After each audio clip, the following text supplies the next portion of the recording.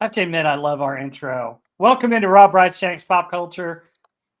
And today we are talking about our personal top 40 songs of the 80s. So, with me is my wonderful, illustrious panel that has been through every year of the decade so far. AJ Pepsi One, how are you? Hey, doing well, doing well. Just like usual, my allergies are killing me, but I'm here and this is going to be a great podcast. Yeah, it is. It's going to be pretty awesome. So, Yeah. And we've got Stark of Iron, and it looks like you got your War Machine outfit out on there. No. See, we're coming in live. We're mining under New York right now, getting a tunnel ready for Xanadu. So we got a main line there. Hold on just a second. Can you stop the drill? Thank you. All right. Yeah, we're in the fight 5x5. We're somewhere in the mantle right now. Ah, cool. So does that mean Harvey's going to destroy New York first? No.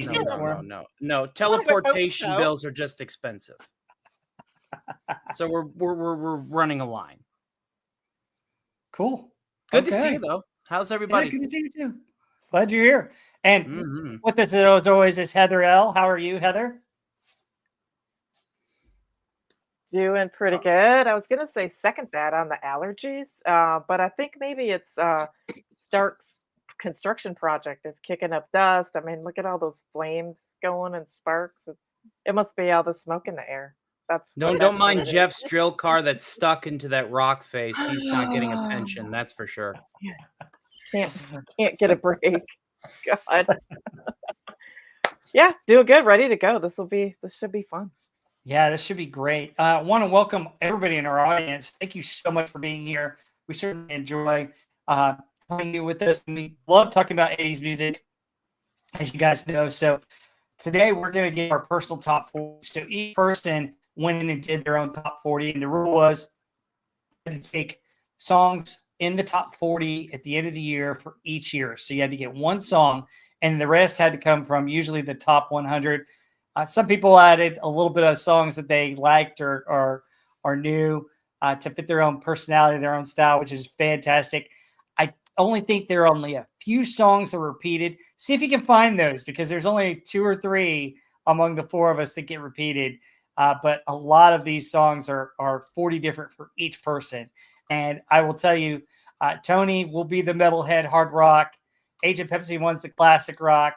Heather's got the great mix, and me, I'm the ballad and yacht rock guy. So it should be a lot of fun. We're going to go through them one at a time, starting with Mr. Stark of Iron first himself. And we're going to go through his top 40. Let me bring his slides to the stage. And Tony, Stark.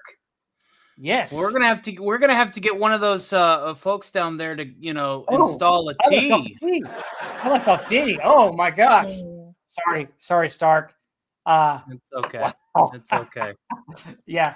Anyway, I guess it's been a long week for all of us. It's been a long week.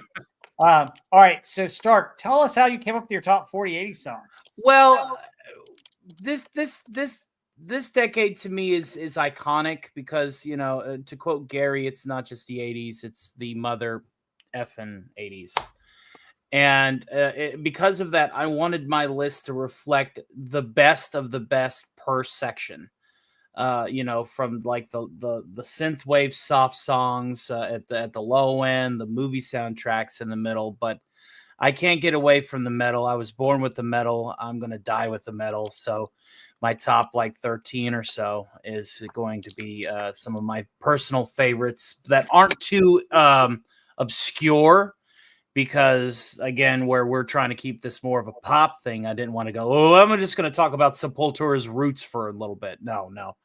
I wanted to make sure that it was, at least people would be able to recognize my more popular metal choices from particular albums, because again, this show kind of has like an unofficial sister show with Hangar 18. I mean, your format has birthed the concept for Hangar 18, and we're going to be doing that next week. It's going to be a lot of fun, and I just wanted to make sure that I just appreciated your format, and I wanted to put a little bit of my taste at the very top.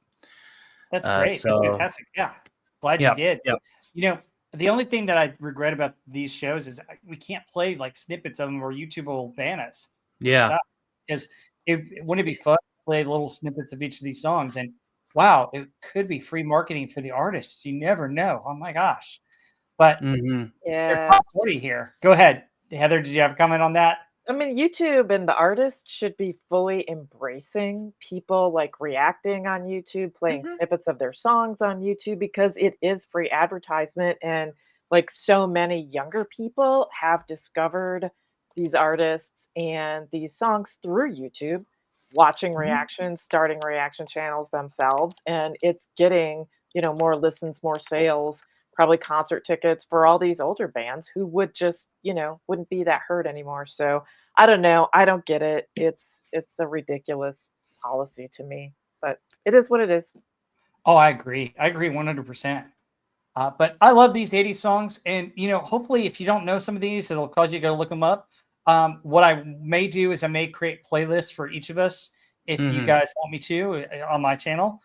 So you guys can check out the videos later on when we do these because I've got them all here. I didn't want to put playlists out before we introduce them. If you make a playlist, I will share it and make it public access on my channel, and I urge everybody else to do the same. Yeah, and absolutely. Link Rob Wright's link to it. That way, everybody knows where it came from. That way, it gives them some coverage. Yeah, that's a good idea. Yeah. Yeah, we'll work on that. All right, so let's get into Stark's top 40. We're going to do his 10 at a time, maybe all the way down to number 1 because it's a surprise. All right, so here is it though? 40 to 31. Oh, it is. It always is. Stark. It always is. Stark. Oh, hey, Andy Masterson. Yeah, I put down the kazoo. All right, so starting 40. Happy early St. Patrick's, Andy. Yes, happy early St. Patrick's Day. For those of you listening in the future, tomorrow is March 17th. Today is March 16th.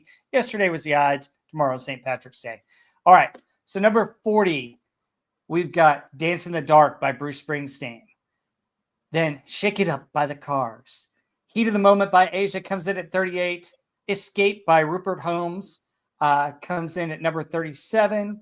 Broken Wing by Mr. Mister at 36. Every Breath You Take by The Police at 35. 34 is Just the Two of Us by Grover Washington.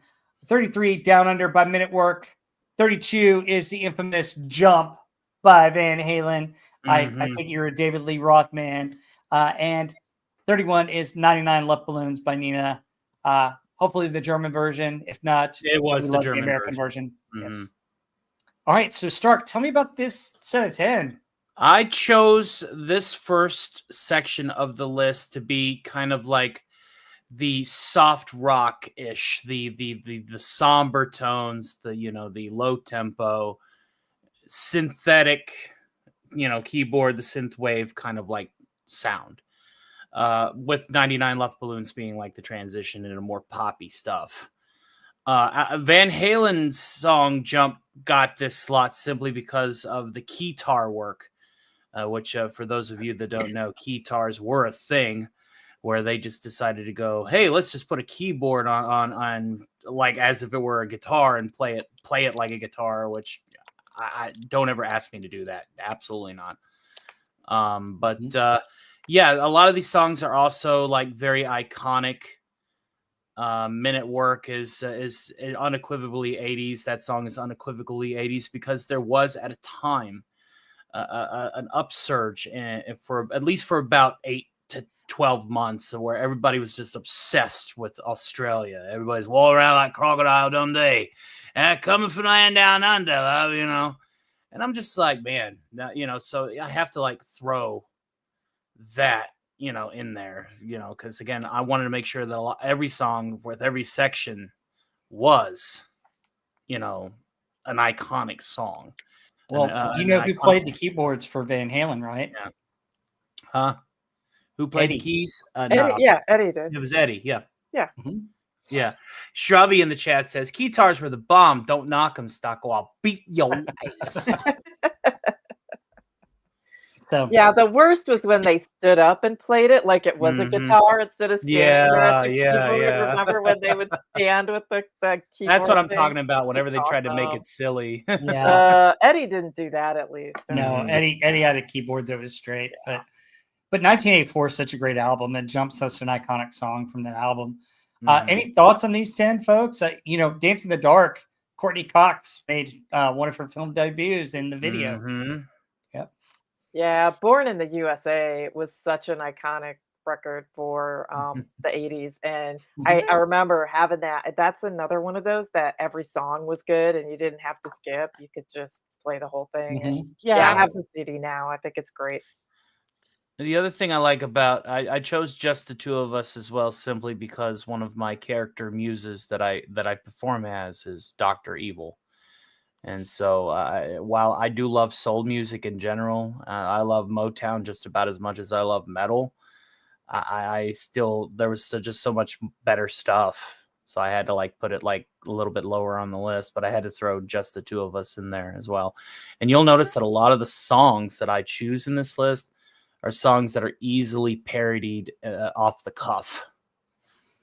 At least for me, like if because I know the tune so well, I can just throw a line out there every now and then. So Yeah, these are good. That's a good group. I love Heat of the Moment. I was so close in that one. It was like almost made my top 40 cut. It was probably one of the last ones when I was Yeah. debating when I had like 42, 43 songs on my list. I was like, it was painful to take it off. So I'm so glad that you have it on your list. yeah. Yes, indeed. I agree with that. It didn't make my list either, although I love Asia. But there were so many good songs.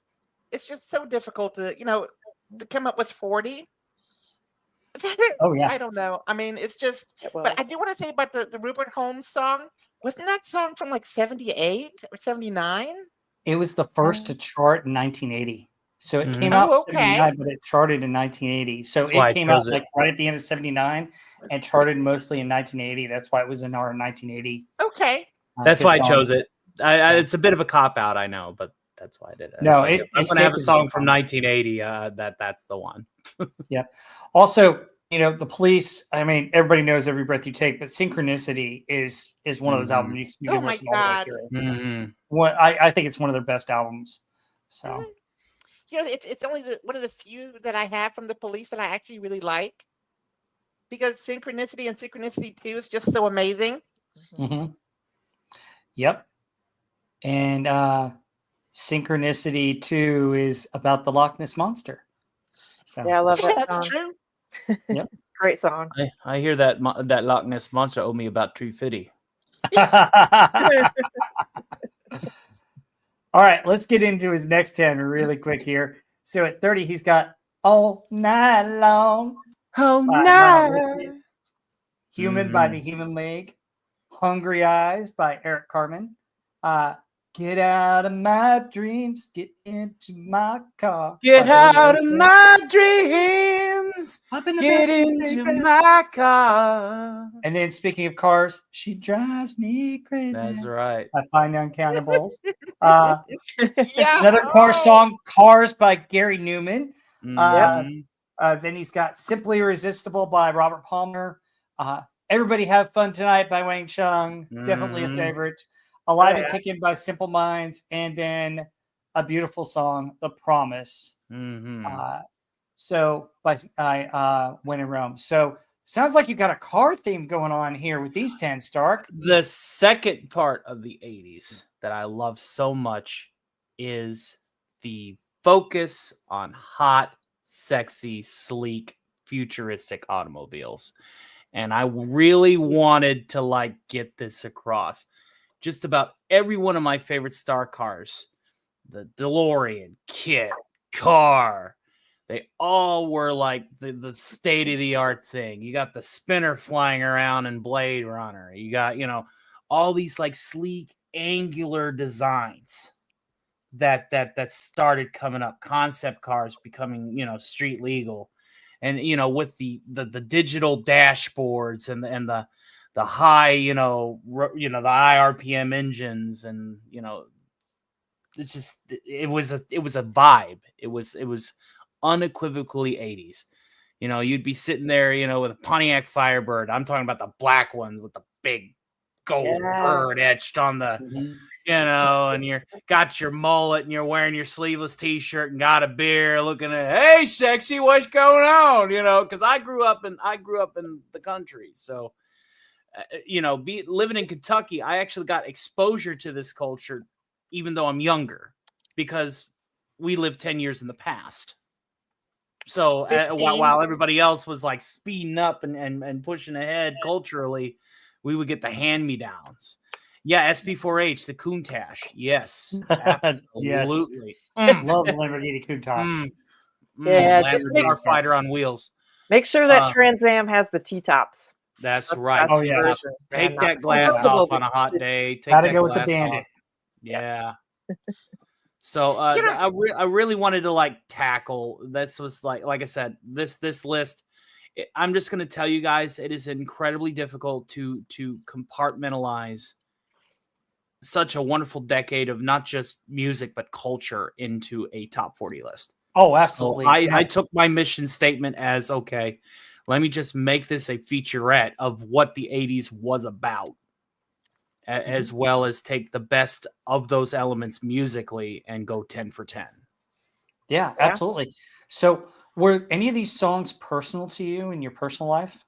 That's the other question I have for you guys. Live and Kickin' was a good love song to somebody that I introduced her to that song. Again, like I said, we were 90s kids, but we were living in the past.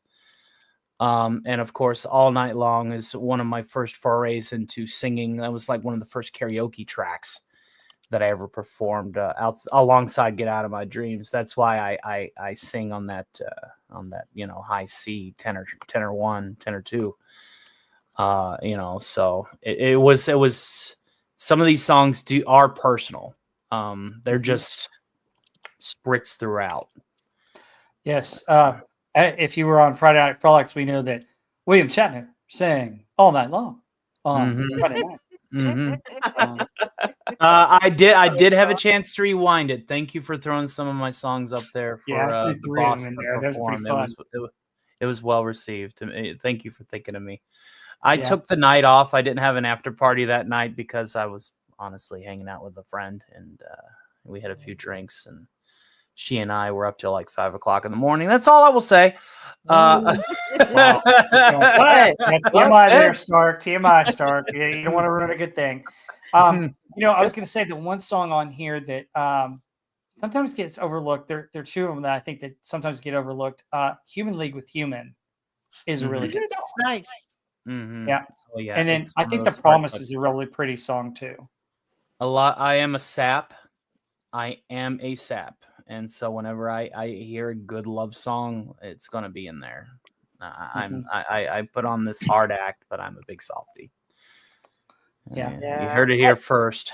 I love When in Rome, The Promise. That was another one that was in that, 42, 43. And I was just like, oh, I can't stand taking this off. And it's like, I have so many distant sounding songs on there. And so but I the girl love it. here looks a bit like you, Heather L. Did you model for this back in the day? No. I only did Hey runway modeling. I didn't do any photo. Hail to the great Lombardi out there. He's saying, don't go insane tonight. Just blame you know who. Listen, I'm there one night a week, and that's another reason why we're drilling this tunnel, so I can be there quicker. It's basically a space elevator, but down. No. We don't blame that thing here. Anybody? Any other thoughts on these songs? Go ahead, Pepsi. Yeah, wasn't that when Chung? Wasn't that from that movie To Live and Die in L.A.? Was it from that one? I know Wang Chung did the a song for that movie too. I don't know. I'd have to look it up. I know All Night Long has been used in a couple movies. Obviously, Hungry Eyes is from Dirty Dancing. Get Out of My Dreams, Get in My Car was used in License to Drive. Yeah, but if you ever watched To Live and Die in L.A., I think that's one of the best 80s action movies. It is amazing. So Yeah, agreed. It's also kind of a foreshadowing to the next 10, which is all about 80s film and some of Yeah. the best, some of my favorite 80s film soundtracks. All right. Any other thoughts on these? Heather, I didn't mean to cut you off. Was there any other comment you wanted to make? No, that's fine. I love all these. And all great. They were all, and when I started, I don't want to get into it now, but I did a list of everything that I liked, and all these songs are in there. I'm and so really, glad I'm picking up what you dropped. really, really classic stuff. I love all these. It was so tough. It's so hard. It was hard, God, wasn't it? Yeah, it was very so terribly. hard. I didn't think it's going to be hard at all, but as soon as I got started with this, it's like, oh my God, this is like taking forever, and I have like 200 Mhm. songs. right. Exactly. Oh yeah. Oh Yeah, yeah. but It's no, I it's love a all process. these. All these could have been on my list somewhere. So See, yeah. Take On Me didn't make my cut, Theta Zord. Theta Zord says Take On Me Mm. was one of his favorites. And this is Well, just but it proving might a be on some point- others, so we'll see. proving a Another one. point that, it's hard. It's really Yes. So, hard. folks, just so you know, there are only a couple that are on, 2 or 3 of ours. I don't think there's a single song that's on all 4 of ours. Wow. So, Crazy. That's crazy. awesome, though. But Yeah. then again, yeah. that's Oh yeah. yeah. It's amazing. the All right, let's variance. go to your next 10. You ready? Yeah. Okay, so at number 20, he's got Ghostbusters by Ray Parker There's Jr. the movie tracks. Yeah. Oh, Power of Love nice. by Huey Lewis and News at 19. Mhm. Eye of the Tiger by Survivor at number 18. Cold my as Ice God, yeah, by that's a good Foreigner one. at 17. Mhm. The Winter Takes It All by ABBA at 16.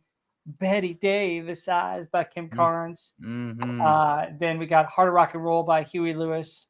Yes, had to love Huey there. And then another song. Dun-dun-dun, dun-dun-dun-dun-dun. It's the final countdown. Iconic. Yep.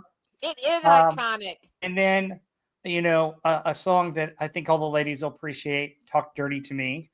And then rounding it off, Rocky Like a Hurricane, Hard Rocker from the Oh Scorpions. God, Now that's an now you're amazing- getting into the hard rock, and of course I decided to put the glam here for when we get to the metal part. But yeah, as you can tell, this is this is the third part of my list, which is the other one of the many prongs on. I wouldn't call it a trident, but there's just a lot of points on the stick about the 80s is the film, the movies. There's a reason why, on some shows like Pop Culture Breakdown, 90% of the films they show is from the 80s, is because the 80s was just that damn good. And one of the things about these films that I loved was the music. The songs that they chose. It was just that damn good. And that's the reason why I was like, well, we're going with big 3 here: Ghostbusters, Back to the Future, and Rocky 3. So now Cold as Ice is a bit of a personal love. I first heard that, I think I was 20, and I was like, oh, Foreigner. I've heard a couple of songs from Foreigner, so I just decided to play the record. And Cold as Ice stuck out. It's like, wow, it's like, man, it's like this is good. So that stuck with me. What's her name? Sarah. Wow. You didn't expect an answer, but that's okay. But like, then Betty Davis Eyes obviously is a very lovely song, and it's got a good message behind it. Heart of Rock and Roll. Like I said, I wanted to put 3 Huey Lewis tracks on here. I also wanted to put It's Hip to Be Square, and I wanted them all be in this particular block, but then I would have been like, he's just a big Huey Lewis fanboy. So that was another one that I unfortunately had to cut, much like Take On Me. It's Hip to Be Square didn't make my cut. I was also one of the films that I didn't that I elected not to do, even though this is the movie block, is David Bowie's Underground from Labyrinth. That is another honorable mention that didn't make the cut, but is very intrinsic to this section of the list. Like I said, this is very hard, very, very hard to limit to 40. I And love how we walking. can have ABBA and the Scorpions like Yep. right in the same group. I mean, Do it you just want to that know shows why I how did that? Do you want to know fantastic why I it is. did that? Do you want to know Yeah, why I did that? yeah. Because whenever Wes Cagle watches this, remember we give him shit for singing ABBA on karaoke night. And remember Ah, okay. we said we're taking your metal card. Yes. That's the joke. That's the joke. Okay. That's why I put it in there. Well, we took his metal card for liking Tiffany, so Yeah, yeah, that yeah. goes way And back. oh my Oh, Wes God, wow. Cagle, if you're out there, if you're catching this on the rewind, then do be kind and please rewind. It helps us small streamers grow and get engagement. Absolutely, it does. Hey man, that meme was for you. And it's almost like if there's a meme coming. Nice. Maybe. We'll Maybe. see. Yeah. Any other comments about these? There's so many great ones. I love Eye of the Tiger, and I love Power of Love. Mhm. So many iconic Poison, I songs. mean, Poison just really, I mean, that's kind of how the 80s looked. When you Mhm. turned on The MTV, you the had all these glam. big hair bands, and the spandex and the makeup. So yeah, that's a great choice in there too. Foreigner's great, just a great band. They had so many Yes, great absolutely. quality. Before we go to our Quality in the top flesh, right? Before we go to our top 10, Thedazord says, I liked Limp Bizkit in high school. So y'all took my metal card away too. So I feel like you're West if you're out there. So I feel like you, West, if you're out there. Funny story. We went to a Slayer show, and I've told this on Hangar 18 before, but this is the first time I think I've told it here. Me and a couple of my friends went to a Slayer show in Ohio.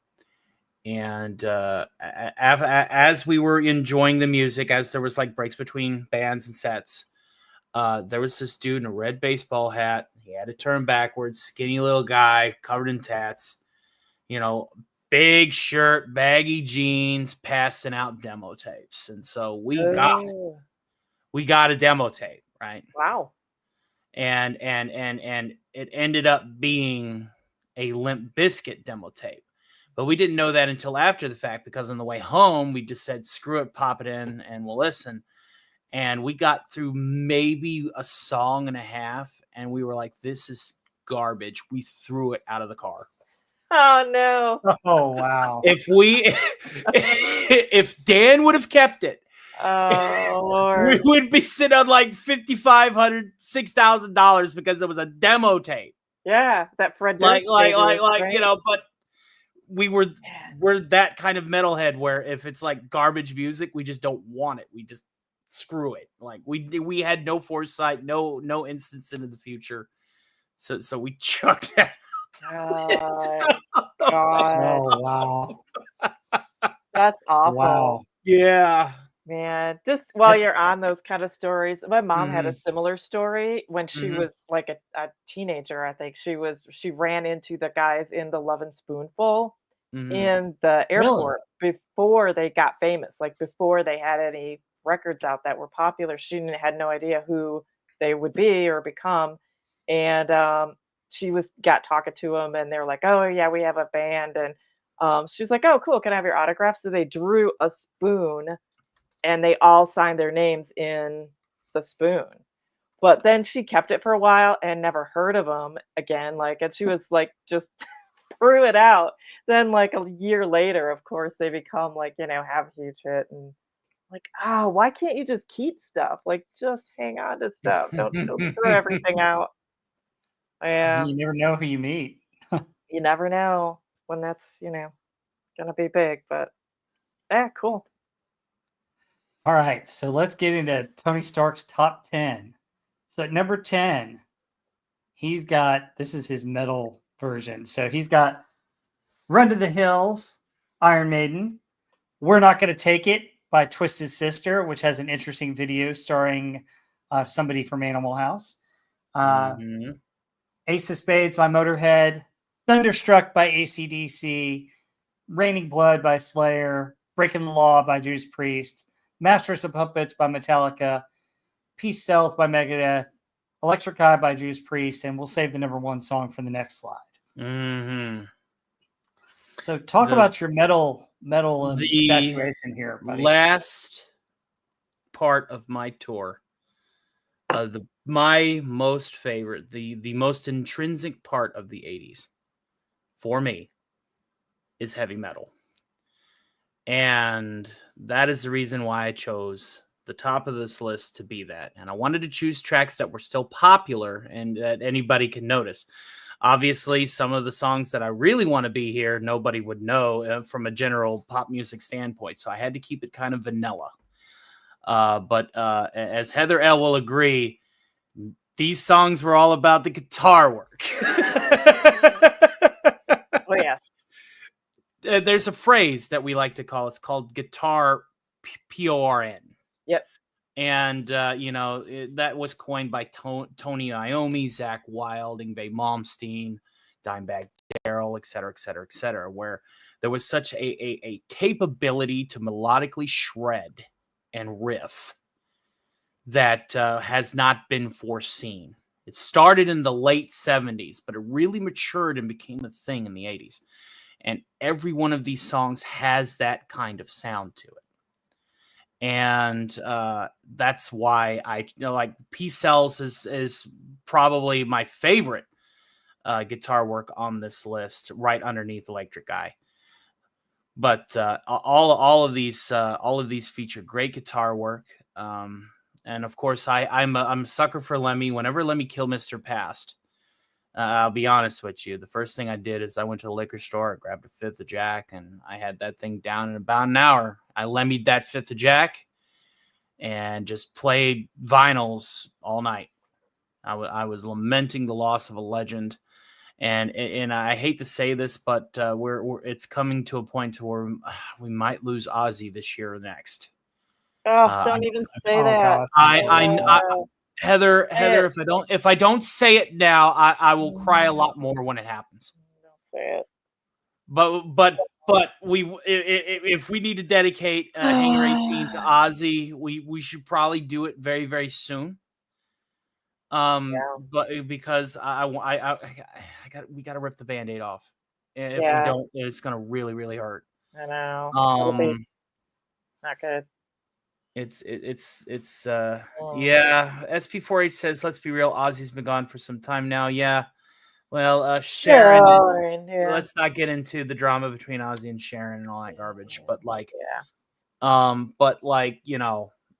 every one of these songs is iconic to me. And there's a lot of songs that I would consider peeling down the road songs too.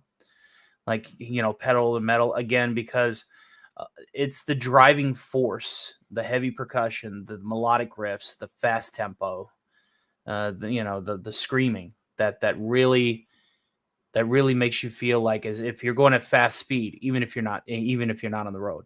It's like that heart pounding adrenaline rush that you get from metal. And like I said, metal is intrinsic to me. It's very, very important. And that is the reason why it is in my top 9. Top 10 through 2. Yeah. Any other comments on these? Yeah, I mean, I like the fact that you're a rebel and just kind of went outside of our rules. That's a totally metal thing. That's the spirit of metal, dude. It is. I would have thought of it. I was like, okay, I'm picking. Oh, no, you're going to have to show me your card, Heather L. Damn it. I'm going to have to. Well, I don't think that's worthy of revoking, but maybe a suspension just for not. We're going to get out the hole puncher. How about that? We're just going to punch it. Yeah. No, I love the list though, and love that you threw these in here. Good stuff. Yeah. I'm glad you did it because it's your personality, and that's music reflects our personality. It reflects what we like, but it also reflects some aspects about ourselves that we may not be able to share verbally or emotionally with somebody. So cool. All right, we ready for his number 1? Yep. Are you guys ready for this? Oh yeah.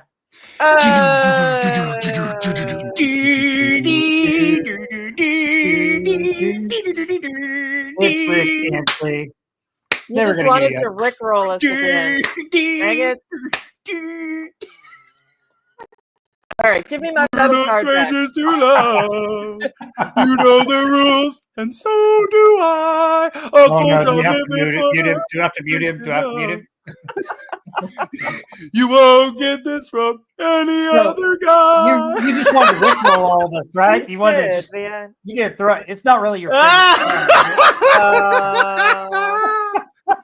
it? Now I will play the horn. Yes, right. Suffer.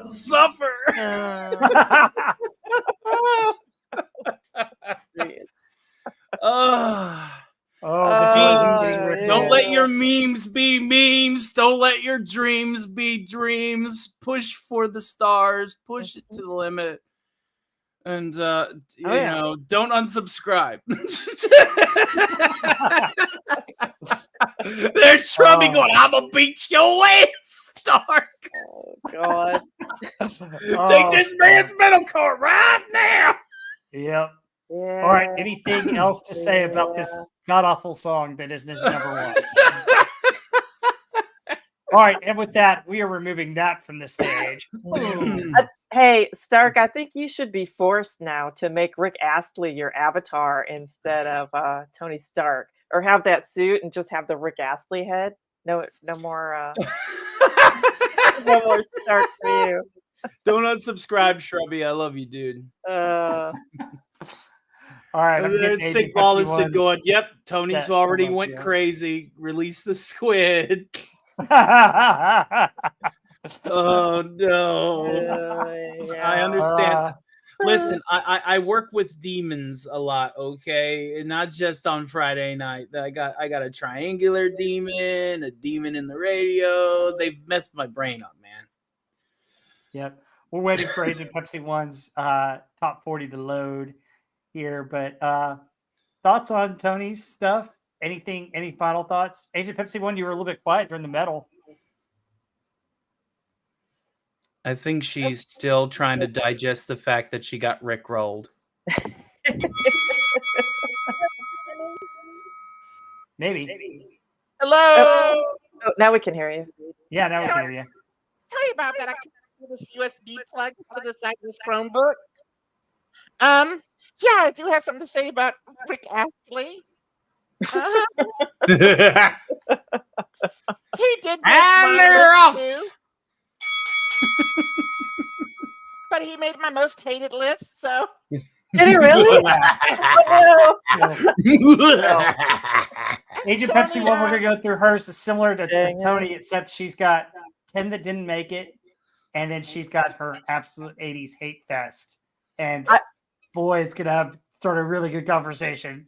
I was gonna put Georgia Satellites on my list just to trigger Agent Pepsi One, but I couldn't afford a spot. Oh, it's on my list, girl. So I guess you kept your hands to yourself. Yeah, I did, man. Oh God!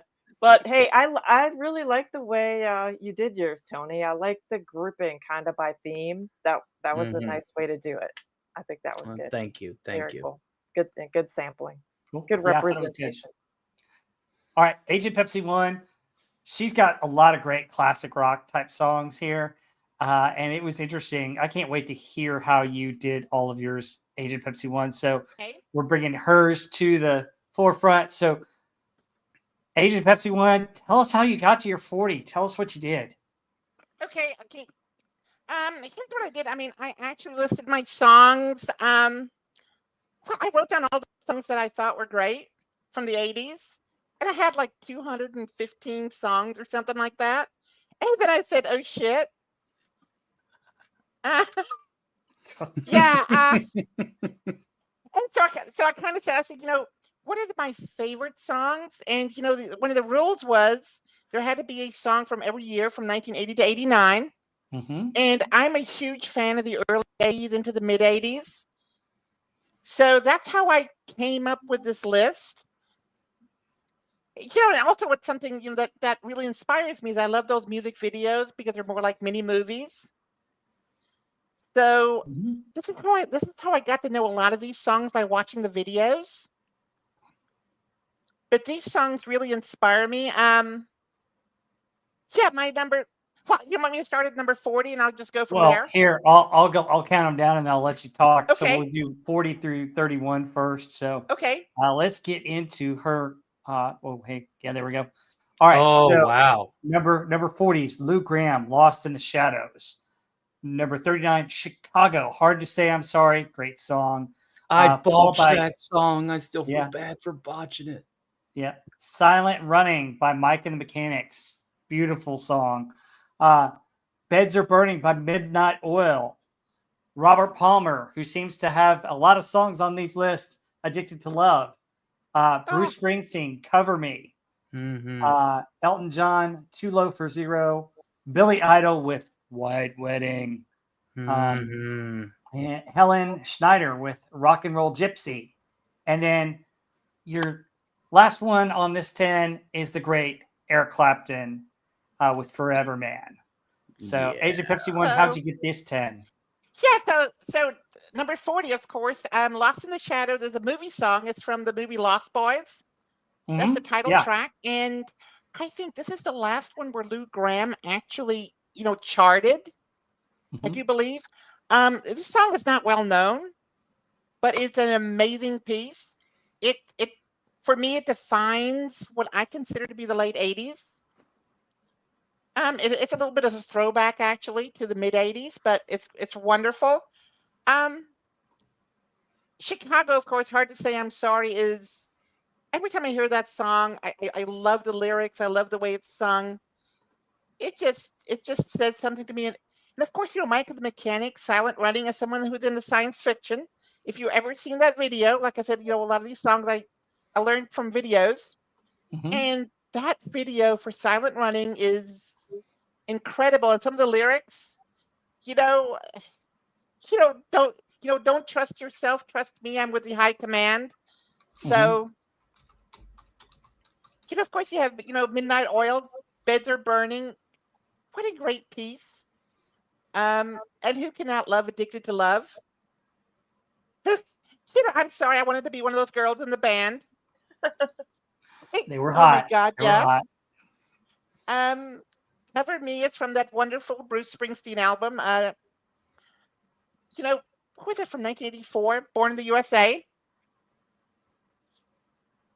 And of course you have, Elton John. If you ever heard that entire album of his, "Too Low for Zero," if you're an Elton John fan, I mean, that entire album is great, but this song, I don't think received a lot of play. But in my opinion, "Too Low for Zero," the title track, is the best song on there. Of course, Billy Idol, "White Wedding." I believe he wrote it for his sister. So that song, and again, this is one that I learned from the music videos. It's just insane where he pounds the nails into the coffin. And number 32 is Helen Schneider, "Rock and Roll Gypsy." I was gonna say she looks a little bit like you in that picture. Really? Yeah. Yeah, I guess with the dark hair. Yeah. Now Helen Schneider is interesting. She was in that movie Eddie the Cruisers. Oh, really? That's her? Great movie. Yeah. Yeah, I love Eddie and the Cruisers. One and two. She was an Eddie and the Cruisers. She was a girl in the band. And interesting thing about her, she is actually an opera singer I believe from Brooklyn, who married a German guy and moved to Germany in the late 70s. And then she started this band, and I want to say her husband was a guitar player in the band, but I'm not really sure about that. But she had one or two, really good albums, and then she kind of faded and went back into opera. And Eric Clapton, everybody knows Eric Clapton, but "Forever Man," I do believe that is his final hit as well. And this one again, I know from the videos. Yeah, but I mean, all these, I arranged them actually in order of the songs that I like in an order. Cool. So I'm gonna take Tony's advice. I'm gonna post this to my channel with a link to this. This is great. Tony, thank you for that. That's a great idea. Yeah. You're welcome. Yeah, and I'm thinking about putting a playlist together for you guys too. So Well, what I'm saying is we're gonna like copy that playlist, put it on our Yeah. channels, and then link your channel to it and be like, this is our list that we featured here. This is where it started mhm. for your coverage. So, but So yeah, that's Agent Pepsi One. This is a good start. A lot of good songs on here. Mhm. So, Mhm. I mean, I really Yeah. love Forever Man by Clapton, and Hard to Say I'm Sorry is a great Chicago song. I owe a redo on that. My voice is in better shape. Yeah, we'll get that. We'll get that at some point. Any Thursday. other thoughts? Yeah, I say I've loved Two Lows for Zero as well. Elton John's a great record. Some great oh my iconic God, yes. videos. Great iconic videos, right? With Robert Palmer and Billy Idol. Oh, Definitely great stuff. Those were some tough ones to cut for sure. mhm. And Eric Clapton. I mean, can't go wrong with that either. Great classic rock group. Exactly. Oh yeah, that's why I felt she was classic rock queen with this, because you got Lou Gramm and Eric Clapton on the first 10. So really cool. All right, let's get to 30 through 21 here. So 30 is the Beach Boys with California Dreamin', the Rolling Stones with Undercover of the Night, Journey with Rubicon, Ultravox with Him, the Scorpions make another appearance with Rocky Like a Hurricane, Mm-hmm. Lover Boy with Notorious, and then Foreigner with Jukebox Hero, and then Billy Joel had Pressure, which is an incredible song, especially live. If you ever hear that song live, amazing. And then we've got Deep Purple with Mean Streak, and then she rounds it out with the little band from Texas, ZZ Top, with Give Me All Your Lovin', All Your Hugs and Kisses Too. So, Agent Pepsi One, what about these 10? Okay. The Beach Boys, California Dreaming. I think I mean, obviously this is a cover from the Mamas and the Mhm. Papas, Mhm. but their harmonies in this is I mean, they just blow it out of the water. This I think is the best cover ever that I've heard of this song. It is so well done, and if you've seen the video again, the video introduced me to their version of the song. And I mean, it's just something else. It is so well done. I mean, everything about it just is perfect in the video. Excuse me, my allergies. And then of course you have the Rolling Stones Undercover of the Night. This is from 1983. I also believe this is their final. I mean, they're still around, I understand, and they still put stuff out, but this is, I mean, they really rocked on this one. And if you watch the video, it is insane. It's about the drug culture, and it shows this hit and all kinds of other stuff. Rubicon by Journey is, of course, Off Frontiers. It is a song that I don't think was played a lot. I'm not sure of whether or not, but I don't think it was. And if you really listen to it, I didn't like it at first, but then it really grew on me, and it's just amazing, the lyrics. Ultravox is one of those little known bands. Him is from the Quartet CD, and that song is just, I don't know what it was. I mean, the first time I heard this, I'm going, "Oh my God, what is that?" I replayed it, and I replayed it again and again and again for like 5 or 6 times. It's just I couldn't get enough of it. Rock You Like a Hurricane. Oh my God, the video to that. Again, I didn't know this song until I saw the video. It is just amazing. Loverboy Notorious. Mm-hmm. My husband says the video describes the 80s. And Yes. I mean, I watched the video going, oh my God, the giant hair. And I can understand. Look, I understand why he really likes this video. With all the girls in the video, I can really understand that. But the song itself is also really good. And again, I think Loverboy was on the way down in their career. at this point in Mhm. time, if not dead. And I think this was their last hurrah. Mhm. Yep, it was the Um, Monday after the weekend. yeah, then of course, you have Foreigner with Catch that. Jukebox Come on. Hero. I mean, I love that one. Jukebox Mhm. Hero is just, Foreigner 4 is one of those CDs. There's so much good stuff on it. Yes, I one have of the I have best. I have the original. In fact, I have an original pressing of this in CD, which is Oh quite wow. rare. Wow. I think it's from '83. It was pressed first, so which is quite rare. And I also have the remastered version. And both are amazing. Um, and then of course you have Billy Joel Pressure. This is off the Nylon Curtain, Mhm. and that song is just, you know, where he sings, and then in the middle of it he just stops, and he has this the way he speaks. It's like this pointed, directed speak. He says, I tell you what you feel, and you feel pressure.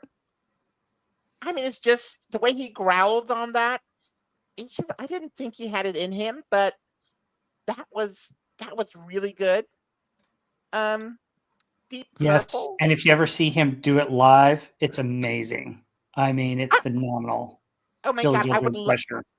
I would Oh my love to gosh. see Billy Joel live. Oh yeah, he's amazing in concert. So go ahead, Deep Purple. Oh, oh my God, I would love to see him live. Deep Purple, Mean Street. This is off Perfect Strangers. Mhm. And I believe, Perfect Strangers is one of those CDs that has everything. I mean, there is not a bad track on it. There's some better than others. I had Gypsy's Kiss on here for a while on my list, and I removed it because I was running out of space. But I think Mean Streak is probably the best song on there, off that CD. Not well known, but so if y'all have the Perfect Strangers CD, it's track number 4. So just that you know. Um, Cool. yeah, and of course you have the little old band from Texas. Give Me All Your Lovin', and this is one Mhm. that is very close to my heart. Again, I know this song. I found this song through music videos, and it's, some of you might know.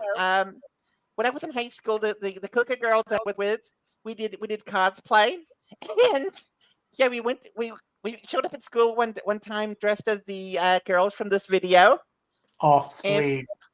let's just say it didn't go over too well. I was the one that pulled the money out of her stocking.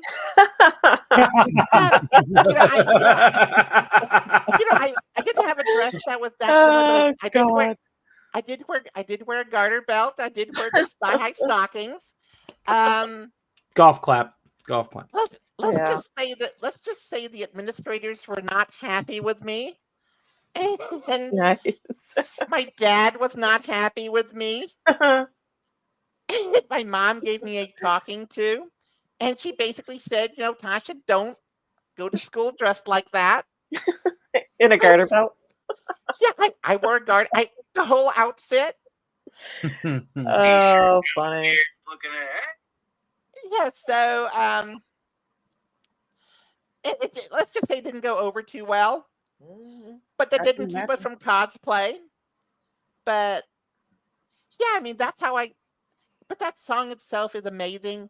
The Eliminator CD is just it's just an amazing piece.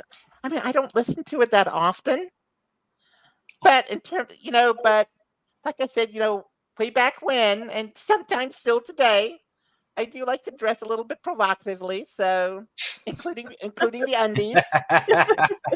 Pictures, please. Oh So God. just that y'all Uh, know, but is is ZZ Top really heavy metal? I don't know, but it's certainly '80s metal, and so is Loverboy in a way. It's not heavy, but it's certainly metal.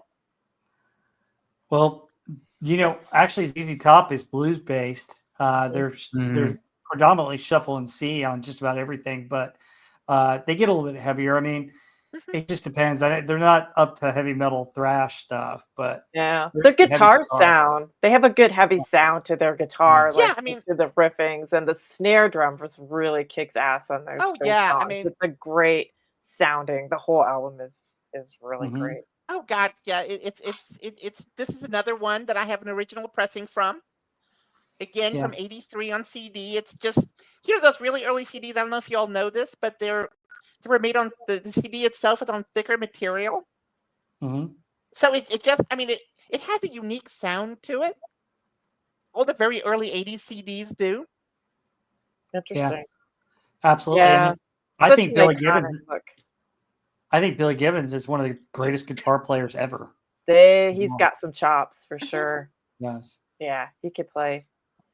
Yeah. That's such an iconic look for the 80s. The car and those Oh videos yeah, and yeah. Beards. Mm.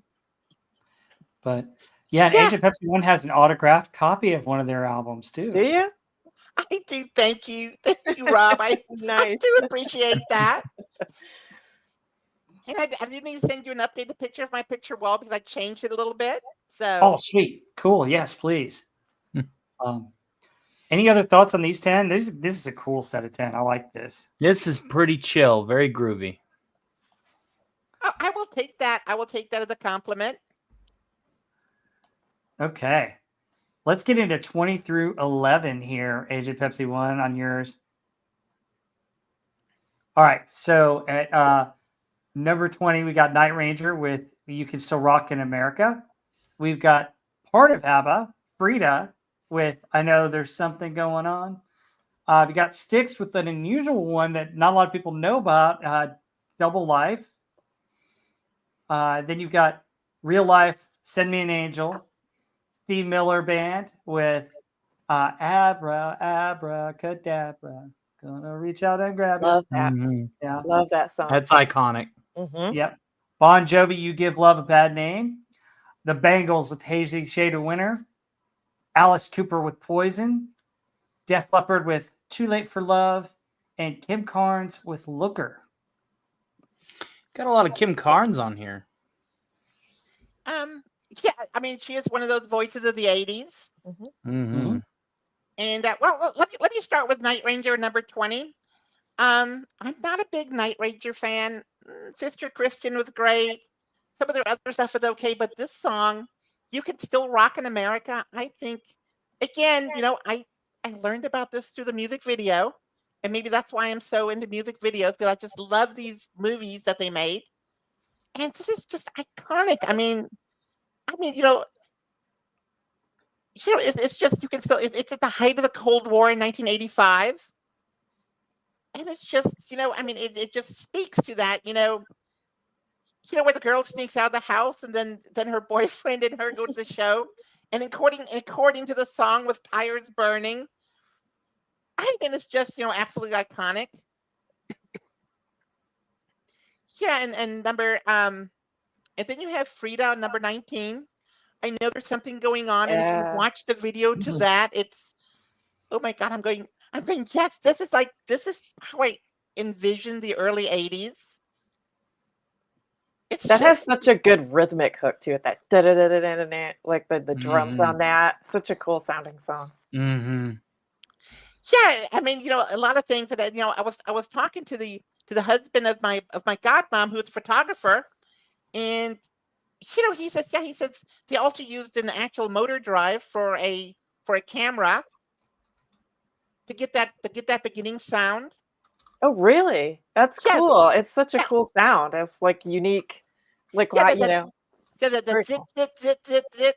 And Hmm. I said, "Are you sure?" And he says, "Hold on a second." And he pulls out this camera and he says, "This is the camera they used." Well, not the one they used for the video, but the same sound. And sure enough, it made exactly the same sound.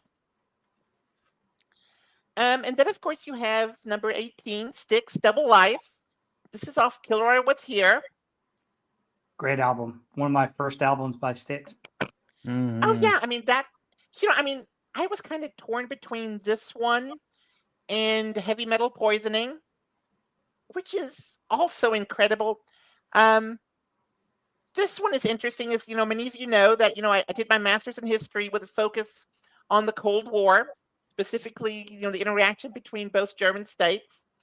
And Double Life basically talks about it's about a spy who is trying to hide behind the Berlin Wall, in East Germany. And this is what this whole song was about. It's about the duality that was going on at the time. Wow. Yeah, I mean it is, and it's well done. It starts out really slow, and then it just, oh my God, it just, I mean, it just, I don't know, it's just great. I mean, I just love this song. I have never heard this on the radio ever, Mm-mm. but I mean, this is great. I mean, this is one of those classics. Yeah, you also have, Real Life. Send Me an Angel, if you've seen the video to that. Mhm. This Mhm. Great again, song. this is Yeah. how I had learned about this song, seeing the video. By the way, there's an extended version of the video that's even better than the shortened MTV clip.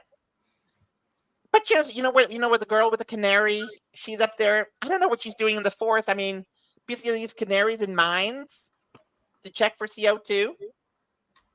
Hmm. Yeah. Yeah, I mean, it's the cinematography even here is amazing. It's just everything fits. Um, Steve Miller Band, Abracadabra. I mean, this is one of my all-time favorites. Good song. Oh, this is one of these things when I think of the early '80s. This is it. Mm-hmm. Bon Jovi. I like Bon Jovi, but I'm not a giant fan. You give love a bad name is one of those things. When he was talking about the blood red nailed on your fingertips. Mhm. It's just iconic when I think of the '80s again, and also the Bangles. Hazy Shade of Winter. This is a Simon and Garfunkel tune, but I think they did it better than the originals. Totally agree. I mean, it's Oh just yeah. Oh gosh. Heck Way yeah. better Way than the better. original Way with the better. hard guitars. Mm-hmm. yeah. And this too of the movie song. This is from the movie two. What's the movie called? Sub-Zero, something like that. But it's from a movie. Yeah, Less Than Zero. Dark Less movie. Than Zero. Mhm. Very dark movie. Yeah, and then of course, Alice Cooper with Poison. I mean, that is an amazing, amazing song. And when I first heard it, I was like 13 or so, or 12. I had no idea what he was talking about.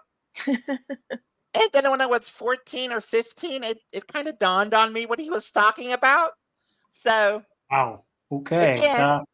again, this is watch the video. Watch the video, and there's another one that is not well played. It's called Bed of Nails. It's off the same album, and it's Mhm. also a great video. Um,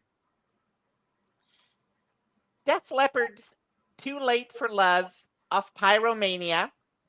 Folks, I mean, this is the song. This is it. This is really the quintessential song of that. I mean, it's so much good stuff on that Pyromania CD, Foolin' and Mhm. so on and so forth. But this one, it is just absolutely amazing. And again, I have an original pressing of this. In 1982 pressing, by the way, which is interesting since CDs weren't released in this country until 1983. So this was a pre-production pressing. Oh wow, that's cool. Wow. Yeah, I got it off eBay from someone who obviously didn't know what they had. Yeah. They're lost. Yeah, I mean, Yeah. it's like mint condition. Um, Cool. yeah, and then of course you have Kim Carnes, Looker. I mean, and again, what an iconic early '80s voice. Oh yeah. Betty Mhm. Davis Eyes, by the way, I think it's from the same CD as well. Yes. But it is just, I mean, it is just when she sings. I mean, even to this day, I want to say she's in her late 70s now, Mhm. but she still sings sometimes, and it's I just close my eyes and I just envision this in the early '80s. Mhm. Yeah, it's got that cool raspy voice. Oh God, I Yes, mean, it's yes. just All right. So, any other thoughts on these songs? This is a good list. Oh yeah. All Yeah. right, let's get to your top 10, Pepsi. All right, so top 10 at number 10, "Call Me" by Blondie, "Kids in America" by Kim Wilde, "Total Eclipse of the Heart" by Bonnie Tyler, "Back on the Chain Gang" by the Pretenders, Rocket by Def Leppard. Another One Bites the Dust by Queen. Sweet Dreams Are Made of These by the Eurythmics. Why Me by Project Planet P. Eye of the Tiger, which makes another appearance on one of these lists, by Survivor. And we conclude with her number one song, the great Twilight Zone by Golden Mary. Wow. Yeah, Yes. fantastic. When the bullet hits the bone. Okay. Agent Pepsi 1. Tell us about your top 10. Yeah, I mean, Blondie, of course, Call Me. That's from American Gigolo, 1980. Another movie song. And this one I didn't know about the video. I saw the movie, and I think this song is amazing. So this is how I got into this song. I mean, again, I didn't know it was Blondie. I thought it was, I knew Heart of Glass, and it doesn't sound anything like it. It doesn't. Kim Wilde, A Kid in America. I think she was 19 when she recorded this. Mm-hmm. I mean, if you listen to the song, I said, this song is pretty good. Then I bought her CD. I mean, so much good stuff on it. Cambodia's on there and other things. You have Bonnie Tyler, Total Eclipse of the Heart. I mean, I just love Bonnie Tyler singing. Oh yeah, So, I mean, she's great. Another raspy voice that's great. Yeah, but again, I didn't know about the song until I saw the video, Mm-hmm. and it's just amazing. The Pretenders is actually Back on the Chain Gang is something my mom had on vinyl. That's how I learned about this. And this is just, I mean, it's just I can listen to the song over and over and over again. And of course, one of my all-time, these top 6 or 7. I mean, they could be 1 or 2 or just all number ones. Rocket, of course, from Def Leppard. Folks, if you've ever seen the video to Rocket, it's one of the most expensive videos ever filmed. Really? Yeah, I mean, if not the most expensive video ever filmed. I had no idea. That's according to the Guinness Book of World Records. Really? Oh wow! Yeah, I mean, it is just in another world. And I love that song because it talks about, well, it says rocket. I mean, being a science fiction person, I like space flight, but it doesn't talk about space flight. It talks about rocket. Right. So, I mean, it talks about rock and roll music, basically, and the performers that made it really great. That's what this video is about as well. And the way they combine it is just amazing. Queen's Another One Bites the Dust. Folks, if you don't like this one, I can't help you. I really don't, but this is such a great song. I like Another One Rides the Bus. Yeah. Another One Bites the Dust. Yeah. I like Another One Rides the Bus. Oh no. I'm unsubscribing. Okay. The rage. The rage. I can't wait to see your bad songs. I can't wait to see them. Eurythmics, Sweet Dreams. I mean, oh my God.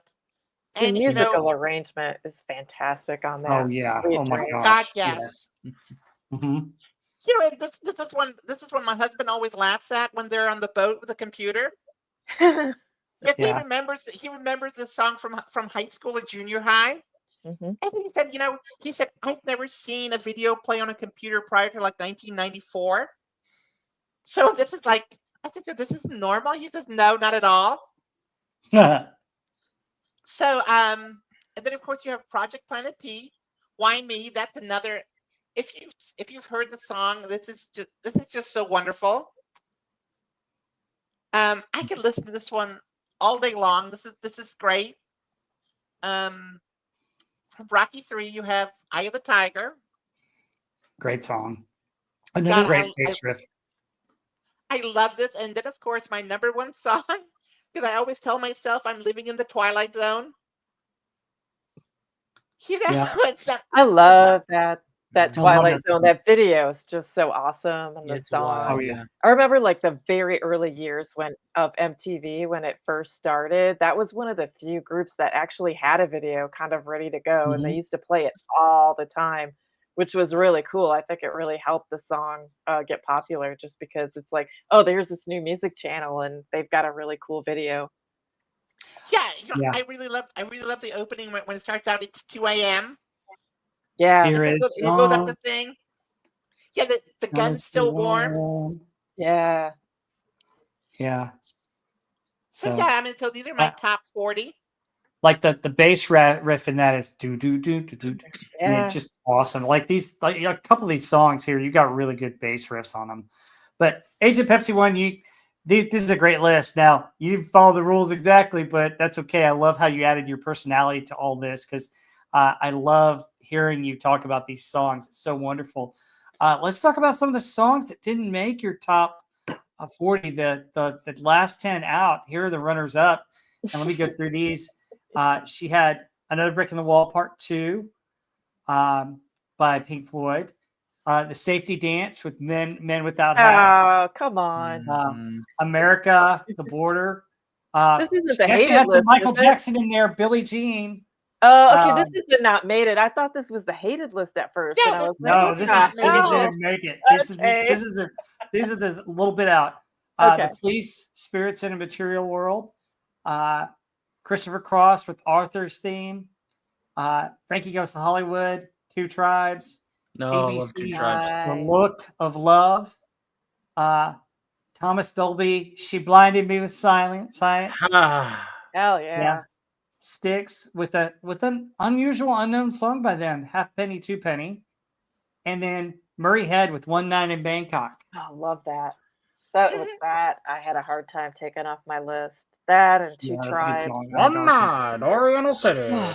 Yes. Yeah, Yeah. I mean, it's just I mean, another brick in the wall. Although I think I misspelled another on because I'm looking at it right now, my spreadsheet. That's okay. It doesn't matter. Yeah, you know what it was. I misspelled Stark. Hmm? Yeah. What? I mean, the safety dance. I mean, that's Oh. one of those fun videos. Yes, yeah. I Oh, love yeah. the video. The That Renaissance probably fair. can get made today, Fair. but we won't go there. Yeah. Before that. America, the Border. That's off that same CD where they had You Can Do Magic. Mhm. So this is if you've seen the video again, I learned the song through the video, and it's like they have the spy theme of the Cold War. It's incredible. I'm not a big Michael Jackson fan, as you know, but I think Billie Jean is one of those songs that, I mean, it defined an era, maybe his career. Mhm. Spirits and Material World, again, I'm not a big Police fan, but this is a wonderful, wonderful song. Frankie Goes to Hollywood, Two Tribes. I mean, this is off the same CD that Relax was on, which is much better Yeah. known. And, Great song. I like, God, I'm losing my voice. But I just love this one when it starts out with the air raid siren. This is the sound of the air raid siren, and you Mhm. better take cover. Yes. It just breaks Yeah, into exactly. the synth, you know. Yeah. Yeah. Oh my God, I'm losing my voice. You okay? When two tribes go to war, money's all that we can score. Go to war, go to war. There you go. You're welcome. Love it. Thank you so much. Yeah. ABC's Look of Love. In fact, I saw this video today. This afternoon, I was playing some music videos, and this one I played. Excellent again. Thomas Dolby, I mean, you don't hear much from him anymore, if at all. I'm not even sure he's still around, but all the goth kids love Thomas Dolby. Let's be real. yeah, okay. She blinded me with science. Oh, Miss Sakamoto, you're beautiful. Science. Science. Science. That was such a weird video, but Oh, it's It a was great really video weird. with all those the oh yeah, it crazy was. scientists in the yard. I love it. Yeah, Yeah. now half penny, two penny. This is off of the. Oh my God, what's that? What's that stick CD that came before Kilauea was here? I can't think of it right now, but that's the one. It's not The Grand Illusion. It's after that. It's I can't remember. Yeah, I know what you're talking about though. Yeah, I mean, I had too much time on my hands. It's off that Yes. one. And this song is actually about an expatriate coming back to the States, and it talks about specifically that he couldn't take the overseas. And I mean, this is a great song. It doesn't sound like Styx to me at all, but it is. Cool. Yeah, and of course, if you have Murray Head, One Night in Bangkok. Yep. Again, the music video. Yeah, it's from the musical Chess. Yeah. Oh my God, Great I saw stuff. that video. I'm going, oh my God, this is amazing. Yeah. Great last 10 that didn't make it. I mean, golly, Age of Pepsi 1, I think you covered the decade real well. But let's get into some controversy, shall we? Here Uh-oh. are your most hated 80s songs. And oh my goodness, we really got to talk about some of these. Some of these I can understand. Some of them I'm like, what? All right. So your number 10 most hated 80s It is song. the Georgia Satellites. I knew Oh it. my goodness. It's Ebony and Ivory by Paul McCartney and Stevie Wonder. Then your number 9 is 9 to 5 by Dolly Parton. I How like how Dolly. Now, dare number you? 8 is How- We Are the World, which I can kind of understand. Number 7 is Eddie Grant with Electric Avenue. How dare you? 6, I don't understand at all. That's Tough Enough by the Fabulous Thunderbirds. Wow. Number 5 is Wham! Wake Me Up Before You Go Go. Number 4 is Never Stark's gonna number get 1 you. song. Great answer. Well, to be fair, it's my number one Never song give because up. of the joke. I mean, True, but number 3 is Georgia Satellites, Keep Your Hands to Yourself. And Heather L. mentioned this song before, and I she knew was it. spot on. I knew was it. laughing when she said it. But and then number 2 is Music Youth, Pass the Duchy on the left-hand I side. thought it was Yes, past we the know. Dutchie. Oh my God, That's- it's terrible. that's all you over do that. well, Agent Pepsi 1, before we continue, Bad just call on know, past the Dutchie. just know on my Wednesday karaoke night, if you're around, I will not only perform Never Gonna Give You Up, I'm going to shout your name out with backing track. Well, And, okay. and I will clip it and I will send it to you, and in the form of a link that is seemingly legit. Okay. And Agent Pepsi's least favorite 80s song is Don't Worry, Be Happy. Yeah, I Yeah, agree with that one. But there was one on. No, I'm not going to tell you what it is, but it's okay. Oh, is there another one we're missing?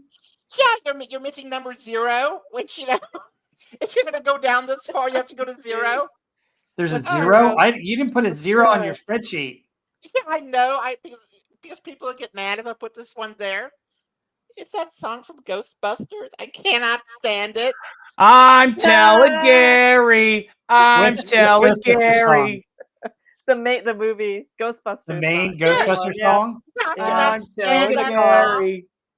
Ray Parker Jr. Oh God, I can't stand it. But it's okay. I'm telling Well, Gary. you're just upset because he copied I Want a New Drug. I mean, come on. But no.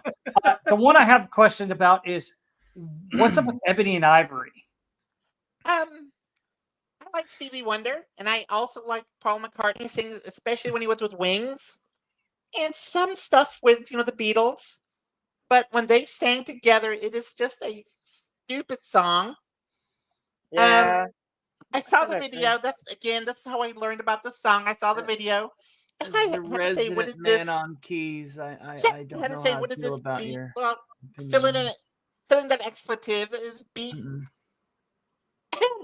Yeah, I remember kind of I remember- agree on that one, Ebony and Ivory. I don't like that. But Dolly, I mean, come on. Yeah, Love Dolly. Come on, Pepsi. What's up with that? I didn't like that. I mean, it's just. I don't like that one.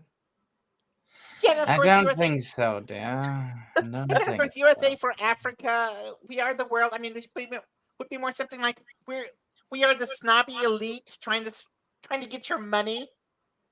Look who Well, we are. I will tell you, Heather and Ellen and I can really speak to that song because while it was interesting to watch the video and see all our favorite artists sing and listen for their parts, it was played over and over and over and over again, right, Heather? On radio Yeah, and on it was MTV. very. Yeah, I think We they just got pushed it on sick of it after a radio and while. MTV, and it got a lot Yeah, of play because it's every celebrity of the time, raising yeah. money, and it was a big event, so it just got Hmm. played constantly. But yeah, I agree, it's not a great song. It's just Yeah, I mean, and some of the other ones on here, Tough Enough. I mean, it's just I don't know. I mean, I just don't like them. And Electric Avenue, I'm not a big reggae person, but this Oh, song you are. again, I saw this through the music video, and I'm going, ugh, it's just stupid. And of course, number 5 is my sister's favorite song. I don't believe it. It's true. It's and of course, whatever Tony says he's wrong. It's Rick Astley.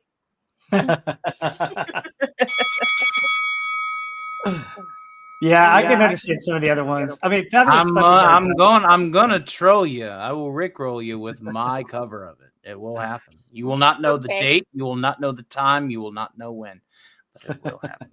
Yeah. Okay. Let's go to number 1. Of course, this is the worst song that's ever been written in the last 70 years. There's nothing worse than this. Ugh. Don't worry, be happy.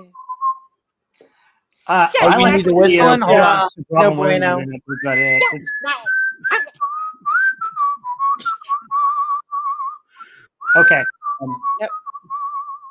yeah, but Yeah.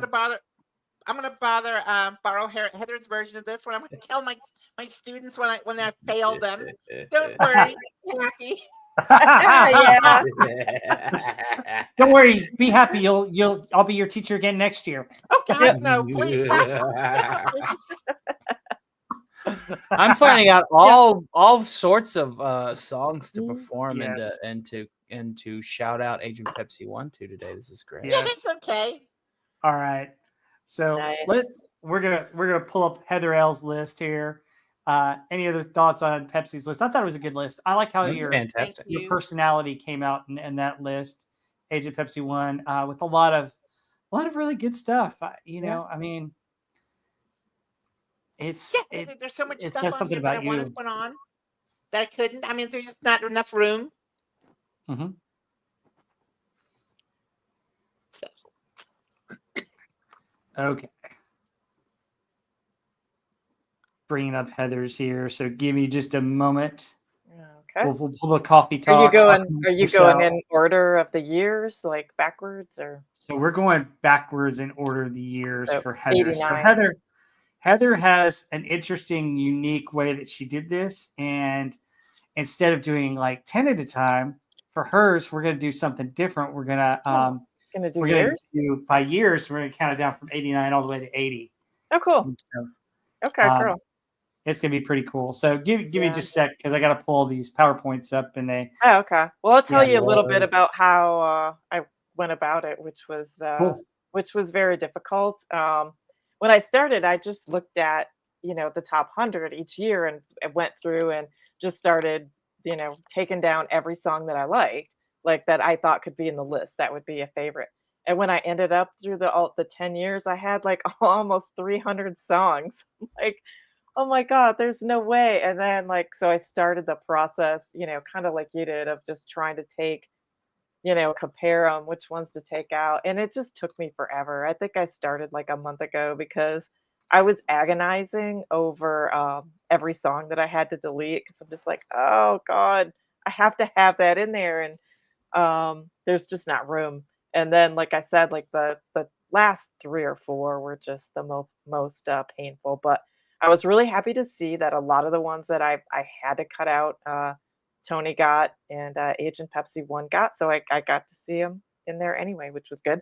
And I, unlike those guys, didn't add anything else from outside. I feel like if I started like trying to add metal songs into this list, like that could be its own like list of like the 100 best metal songs of the 80s. I could do like a completely, Well, so just could I, yeah, but well, if I tried to put that in here, yeah, I mean, there's just no way. I had too much to pick from anyway. So these are all from the 100, and I just kind of have a year by year. I'm very heavy on the middle 80s and not so much on the outside.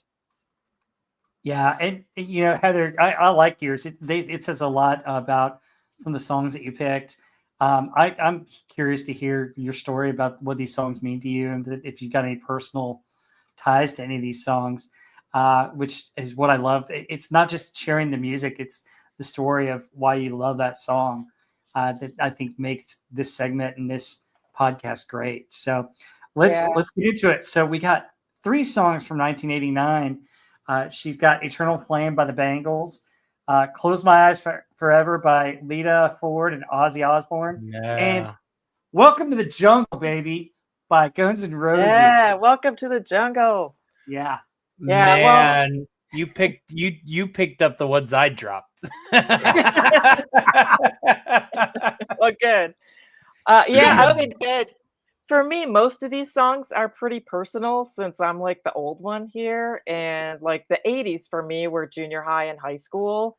And so that period of time, that's what you're doing. You're listening to music, whether you're, home trying to do homework or out with your friends, or, you just listen to music all the time. So, all these songs have some kind of personal memory for the 80s. Just it's like the soundtrack of your life, right? When you're grown up with it. But yeah, the Bangles, one of my favorite songs ever. Just love the beautiful lyrics. It's a simple arrangement. I think this really shows off Susanna's voice. Lita and Ozzy. I mean, I absolutely love Ozzy Osbourne, as Tony knows, and he had so many great songs in the 80s, so many great albums. So I put this on here just to kind of represent, him for being so huge in this decade. And, most of the metal songs don't chart, but to me, I was a huge fan of his all through the 80s. And throw in Lita too. She's pretty cool. And Welcome to the Jungle, Appetite for Destruction was just yeah. such a huge album when this came out. And this was another one I had the cassette. It's a really heavy rock album, but one that every song I think is good and one that I never skipped a song. So it was tough to nail it down which song I wanted, but absolutely love Welcome to the Jungle. Just a hard rocker, and it's got a great slash riff signature sound. So And I think didn't it open Appetite for Destruction? Side Welcome to the one. Jungle. Yeah. Yeah. Welcome to the Jungle is awesome. I used it in a sports promo in college. So for my radio TV class, we had to use the sports promo and we had to pick songs and you Oh, had yeah. a song in the background and they used Welcome to the Jungle. Such a catchy guitar riff. Oh yeah, love it. Love it. And Eternal Flame is awesome. There may be Yeah, more on that song. Beautiful So- on that. Yeah. All right. Anything else on these three real quick? All right, let's move to 1988. So Heather's got Faith by George Michael. Got another Bangles song, Hazy Shade of Winter. And then, yes, we got more Robert Palmer, Simply Irresistible. Oh yeah, Robert Palmer, man, he's the man. He's just so cool. And talk about great bass lines. Like the bass on that song is fire. I feel like the 80s, like heavy metal music is about the guitar and the guitar riffs, but so many of these 80s songs just have fantastic bass lines. And whether it's like part of the rhythm section or the guitars or the bass is actually playing kind of like a little melody or riff. A lot of super complex bass lines, which I love about this era.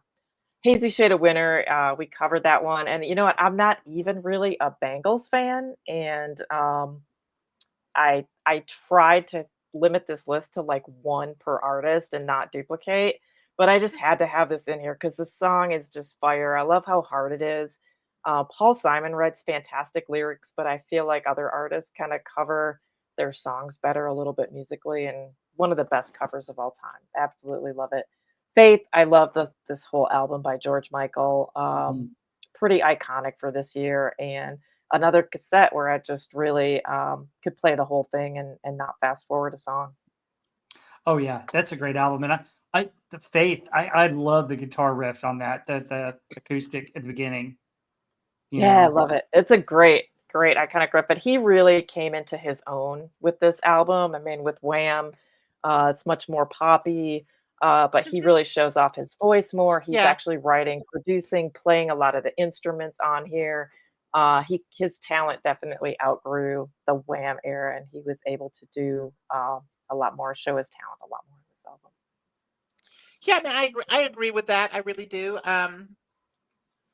But I mean, it's just so much great stuff. I mean, they actually did. George Michael is not one of my favorites, but he is very talented.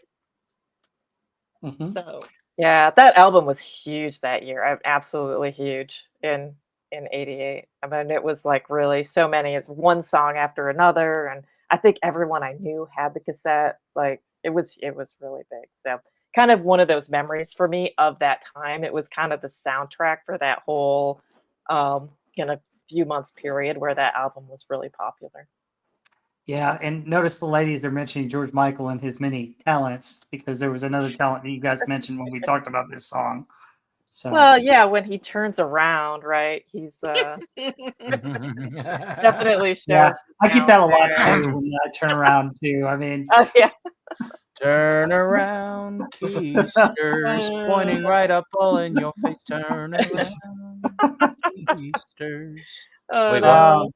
so for 1987, you just have one solo song, and it's all "Alone" by Yay! Isn't Heart that off nice? the Bad Animals album. My mom had this album. It's a great album. It's a Beautiful great song. album. Yeah. No, I love that. Nice synchronicity, right? One song in 1987 and it's all alone. But Ann and Nancy Wilson are amazing. I love so many of their songs. I could have really easily picked a lot of their songs, but I was struggling when I was trying to eliminate songs to get a representative for 1987 because I was liking other years a lot better. So this is the winner, and I love the song. Just love Ann Wilson's voice. Love the harder guitars in this one, mixed with the keyboards, and that's kind of another signature of the '80s, right? Is you get the synth, but you still have kind of hard electric guitar in a lot of these songs, which I really like. Yeah, and Nancy Wilson, and in the video has her famous like up, up, out kick with her leg while she's playing the guitar. Yeah, yeah, Cool. she's got a great stage presence. They're both beautiful in this. Oh Really yeah, good. Ann's got some amazing pipes, and I love Oh the piano in this song. God, yeah, the way it starts with the slow piano and then it gets harder. Yeah, I love this song. The lyrics are just so, longing and really love it. Cool. All right, let's go to 1986. So we've got "You Give Love a Bad Name" by Bon Jovi, and then Prince mhm. with "Please." Yeah. So, yeah, Bon Jovi, You Give Love a Bad Name. And again, Slippery When Wet. That was just so huge when it came out. That was another one that every person that I knew had that album, had the Mhm. cassette. And it was great. Another great one because you could listen to the whole thing. You didn't have to skip songs. And Bon Jovi was just huge that year. I have so many memories. Yeah, I could still kind of put myself driving in the car listening to that cassette. It just really huge that year and Mhm. loved it. Kiss by Prince. I had to pick a Prince song because he was just so prominent in this decade, had Mhm. so many popular songs. Actually went to see him in concert in the '80s. It was one of my first concerts that I think my very first concert that I went to see. I actually really love the Purple Rain album, but I landed on this song because I love the kind of funky acoustic guitar riff that it has. I think that's a really catchy hook, and it was tough to pick up just one Prince song, but landed on this one. Yeah, not a lot of people talk about Prince and his, uh, his guitar work. I thought he was an amazing guitarist. I don't Yeah, think he gets Yeah, credit very for his talented. guitar work at all. Mhm. I have to say, Prince didn't make my list, but if that list would have been like to number 70 or so, I mean, he would have had like 4 or 5 songs on it. And Mhm. "When Doves Cry" is one of the most Yes, amazing songs I've ever Oh yeah, heard. yeah, I love that song. but he produced and played and wrote. I mean, he just was an amazing artist. I so miss him. I had a friend who was just obsessed with Prince, but one of the things that I love, if you go and find this video, the tribute to George Harrison, "While My Guitar Gently Weeps," you have Mm, Prince and Tom Petty and a couple of others, but he wails at the end of that song. Oh Mhm. wow. Or solo on it. I mean, it is amazing. You got Tom Petty, Jeff Lynne, a couple others, but like Prince is just going to town at the end, and it's just phenomenal. I would So if like you guys can check that out. Go I ahead. would like to chime in on Prince. Yeah. When I was younger and I was still living with my younger sister at the old house, uh, she played Purple Rain until that tape wore out. And I'm like, you do realize that there's more than one Prince album. She's like, I don't care. I don't care. I don't care. So for a while, I had like this detestment of anything that came off of that album and that movie, simply because it was worn the F out. But after, It was.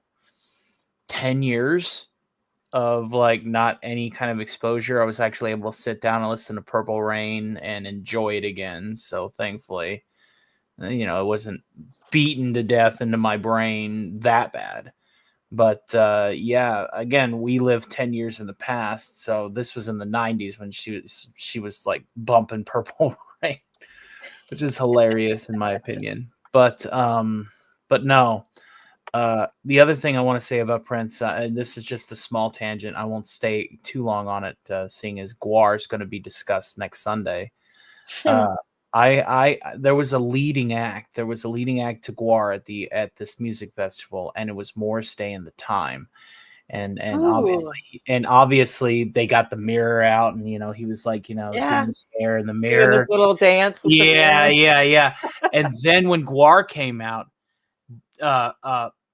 the Bone Crusher, the troll, grabbed a turkey pan and held it in front of Blothar. And Blothar did the same thing with the turkey pan. Oh no. Oh my god. Oh my Crazy. god! But anyway, I digress. Yes, Prince. Yeah. Prince was one of the cornerstone symbols of pop music in the 80s. He was basically like a caricature of just about all of the different characteristics of pop music in the 80s. Like he dialed it all the way up to 11. He was eccentric. He was dedicated, a workaholic. I can't say anything bad about Prince. I really can't. Yeah. I think that's the reason that I didn't pick one of his songs off Purple Rain, because that I had that Mhm. cassette too and played it over and over and over. I mean, and yeah, it was on the radio all the time. I saw the Mhm. movie so many times, and I did get like When Doves Cry is a fantastic song, but I think I played it so much when I was young that I just kind of burnt myself out on it. We Um, purified ourselves in Lake Minnetonka so much Yes. yeah. that water Yes. was dirty and dank and gross. Yeah. Yeah. DJ Play Nice says, which Prince tour was your first? So I actually went to see Purple Rain. I was a little kid. My mom was a huge Prince fan, and she and her best friend were actually going to the concert. So my mom took me, and her friend took her daughter, who was about my age, and yeah, we had a blast. I mean, that was the first concert I saw. And seeing Prince, it was like, he's such an incredible performer. It was so much fun. I was like, wow, I'm like, at the still, I think I was young enough to, I wasn't in high school yet, so I was okay going with my mom. I wasn't at the age where that wasn't cool at that point in time, so it was fun. We had a blast. Cool. All right, let's get to 1985. So 1985, you have the Wild Boys. So you're just like my babysitter who shushed me during this song. Babysitter. Yes, I Nice. distinctly remember that. Remember, I told you guys that story. Lover Boy by Billy Ocean. Easy Lover by Philip Bailey and Phil Collins. Take on Me by Aha. Crazy for You by Madonna. And Money for Nothing by Dire Straits. Look at them Yeah. yo-yos. That's the the way you do it. Yeah, this is a You good play group. the guitar on the The MTV. MTV. Yeah. That ain't Yeah. working. I hate that that's edited now, but Oh yeah, the whole second stanza? Yeah. Yeah, the yes. whole second verse is like bleeped Yeah. out, which is it's so lame because it's like tongue in cheek, right? I don't Yeah. know. It's the But story anyway, of blue collar um, workers looking at these Ponzi lads and going, "Why aren't we mhm. doing that?" Yep. Yeah, absolutely. But I think it's so iconic with the Sting line in the beginning where he's like, "I want my MTV," and then the drum that rolls in, and then you got that wicked guitar riff comes in. Well, I got some Um, Yeah, technical Mark data Knopfler. on that video, but we'll go through the list before I chime in on it. okay. Yeah, I absolutely think that song is pretty cool. And that one, it's what's funny is I remember like there was this teen uh dance night where like the bar had would open it up for teenagers, and so everyone like junior high and high school would go. And that song always got guys out on the dance floor. Like you would usually see like, just a bunch of girls out dancing. As soon as Money for Nothing came on, the guys would all run out there and do like, whether they could dance good or not. It was pretty funny. I always remember them like racing out to the dance floor. Um, then Crazy for You, Madonna. I can't have an 80s list without Madonna. She just like was so prevalent in the decades, so many incredible songs. And her style really kind of defined that decade too. If you were, a teenager, it was a toss up for me between Crazy for You and Like a Prayer. I really think Like a Prayer has some great musical arrangement to it, but this is the lyrics to this song are beautiful, and I think it shows off her voice better than any other song that she's done. A little more serious take, and the writer was John Bettis, who wrote for the Carpenters. Great lyrics on that song. Really beautiful song. Take on Me, Aha. I mean, this Mhm. is just fantastic 80s synth pop. This is one of those songs to me that also just defined the 80s. It was constantly on MTV. And I think one of the best videos. I mean, to me, this rivals like a Michael Jackson video where they have the comic Yeah. book, they go The inside book. it. Yeah, you Oh get yeah. the love story and chasing Mhm. them. It's beautiful. This is a really upbeat song for this group. If you listen to their CDs, which I recommend, Morton Harkett's a great singer. A lot of their songs are pretty melancholy. Not just doesn't sound like their typical stuff, but uh, really defines the 80s for me. Easy Lover, love this song too with Philip Bailey and Phil Collins. It's so upbeat and happy. And it's funny because it's about like kind of this femme fatale women, but they're so poppy and happy. Uh, just so upbeat and catchy. And Philip, like the voices, Phil Collins got such a unique tone to his voice. And then you get Philip Bailey, who's got the really high pitched voice coming in. I think they sound great together. Hmm. Billy Ocean, Loverboy. I absolutely love this song. I love the galloping bass beat, that how it comes in, and then you got kind of the funky guitar sound that mirrors it. Billy Ocean's got a great voice, and it's just such a fun song. And that damn goofy Star Wars Cantina video, I just like Yeah. if it comes on, I have to watch it. It's it's so goofy, but I love it. It's just funny. Wild Boys, Duran Duran. I absolutely love Duran Duran. This was like, the people called them when they came out kind of like a pretty boy, like a boy band. But these guys were such talented musicians, great songwriters. Nothing like what a boy band is now. That they just I wouldn't even consider them that, but at the time people, were like, oh, they're just pretty boys, which isn't true. They're really great. And to me, there's so I had this is another band that I end up having like 2 songs for, just because the variety of their songs they have such a breadth to them. I think John Taylor is like an insanely underrated bass player. This song, the percussion on this song is just, fantastic, and, uh even though their songs all sound kinda different, I feel like, Duran Duran is, like, instantly recognizable when some of their songs come on, so had to have them in here. Do you remember the video for Wild Boys? Yeah, it's like a weird futuristic The guy's tied to the windmill. yeah, he's tied to the windmill, Simon Le Bon, and they're dunking it, but it's Mhm. got the weird robotronic head and Mhm. yeah, cool video with all the fire and stuff. Yeah, yeah. I remember with the babysitter, I was shushed. Ah, well, good for It's the like, why is he babysitter tied to had the, you know?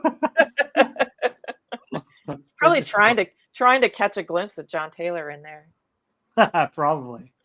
So, any more on 85 for Heather? Oh, Yeah, yes. yeah. The thing I liked about Money for Nothing, that video, was that was one of the first videos in music video history that featured computer animated graphics at that level.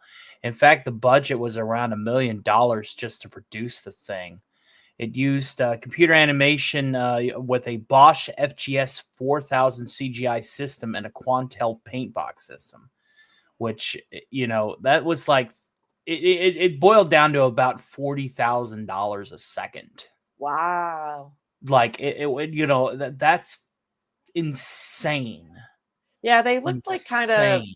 video gamey characters for that Yeah, yeah, era, and yeah, when they were just starting to get a little more graphics and they could move yeah. around, This not came just out be in flips. '85, so it's like it's like post 8-bit era console gaming. Like you had Mhm. the NES and you had some bangers like Super Mario Brothers 3 just dropped, but like this thing here, man, it was 3-dimensional. There was nothing like it. Even in like home video game consoles, there was nothing like it. And this is another point that I'm making, like with the futuristic cars. And everybody wanted to glimpse the future. They wanted the technology. They wanted to feel like they were in the future. And this music video was like a symbol of that. And it is something that still resonates with me today. If I even catch a glimpse of it, I have to watch the whole video. I have to. It's Cool. it's ingrained. But I just wanted to like geek out a little bit Yeah. over that. Yeah. Like, it's like that. I mean, there's obviously, as you get like later on, you got like Tom Petty's Hard Woman that came out a little later with just the individual polygons that were the silhouette of a woman, and then you had the diamond that came down. That was also incredibly expensive. That was close to like $50,000 a second.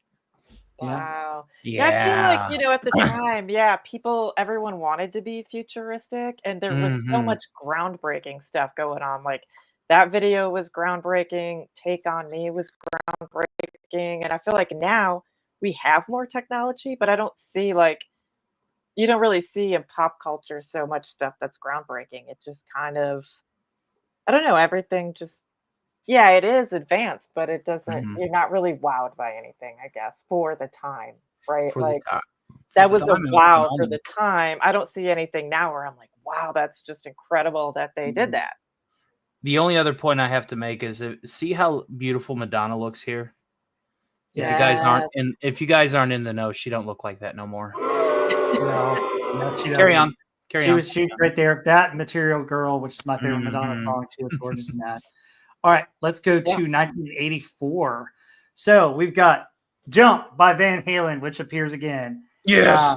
Yay. Former Chameleon by Culture Club. I guess that's why they call it The Blues by Elton John. Sunglasses at Night by Corey Hart.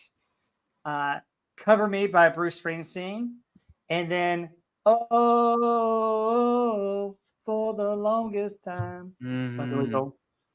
I tried to Yep. get that good, but anyway, Heather, tell me about these songs. All right. So yeah, Karma Chameleon. I just couldn't have a 80s list without Culture Club. Mhm. They had a ton of songs. I absolutely love the sound of Boy George's voice. I guess that's why they call it the blues by Elton John. This is what like probably my favorite Elton John song. I mean, I really love his 70s stuff, but I absolutely love the lyrics to this song. It's not a breakup song, but still very melancholy. It's like having to endure this time apart from someone that you really want to be with. It's a little bluesier style Mhm. than what Elton John usually does, and I think Bernie Taupin wrote the lyrics for his wife, and got the Mhm. harmonica solo by Stevie Wonder in the break, which is also pretty cool. Speaking of harmonica, you got harmonica in Karma Chameleon and in Elton John's Kiss. Yeah. All So I right. think both good uses are harmonica in both Yes. songs. Yeah, which you don't normally see Mhm. or hear, I should say. Yeah. Sunglasses at Night by Corey Hart. I mean, to me, this is just so 80s. It just has the great synthesizers. It's got like some kick-ass electric guitar in it still, and the super cheesy lyrics, with a catchy melody. I mean, it just is so like I don't know. This is it's just so 80s. I had to put it in there. And plus Corey Hart is just super hot. I love his voice too. And I thought Mhm. I had a couple of his cassettes actually, and I think I have them on CD now. Actually, some of the other songs on the CDs are better than this one, but this one just kind of spoke to me as just really defining that kind of era of music and what was on MTV at the time. Cover Me, Bruce Springsteen. I had to have something from Born in the USA, and this is uh, Amazing song. yeah, just a great song, really great song. And I love that album. I mean, the music is all kind of upbeat and happy, but the lyrics are pretty dark to it. Kind of an interesting contrast. The longest time, Billy Joel. I absolutely love this Billy Joel song. It's different than kind of his other stuff, but it's got that 50s doo-wop. I love just the acapella and the harmonies. It's kind of like barbershop quartet, and you just got the snaps and the clapping. And the lyrics, they're just so sweet and hopeful, but kind of realistic at the same time. And I think his voice just really sounds amazing on that song. Really sweet song. I love that Yeah, one. love the Innocent Man album that he does all the 50s and 60s songs too. Yeah, absolutely fantastic. Cover to cover. Oh, Cool. Van Any- Halen. Van Halen Jump. I forgot that one. So this song, I actually I think it's lyrically or vocally, it's like the not a lot there, but I really think the musical arrangement is super cool. Even though it's like, yeah, it's keyboards and rock, and it was pretty controversial when this album came out because Van Halen was more hard rock riffs, and people who love Mhm. Van Halen, when this came out, I remember everyone was like, "Oh man, this sucks," like the Van Halen fans. But then everyone else loved the song because it crossed over more into the pop radio. But the keyboard riff is pretty cool, and Eddie's got a great solo that starts on the guitar with it's like his signature finger tapping, and then it kind of transitions to the keyboard solo. I just think the song is really well arranged, and I thought about, I have really wanted a Van Halen on here. I thought about putting Pretty Woman on here just because it sounded more like a traditional Van Halen type riff, but Jump is just really, you know, was so huge in the 80s, and I kind of associate it more with that decade than Pretty Mhm. Woman. Yeah, Yeah, 1984 is such a good album. So go Yeah. ahead. Go ahead, Pepsi. yeah. I mean, Corey Hart. I mean, the video to that song, "I Wear My Sunglasses at Night," is probably one of the strangest I've ever seen.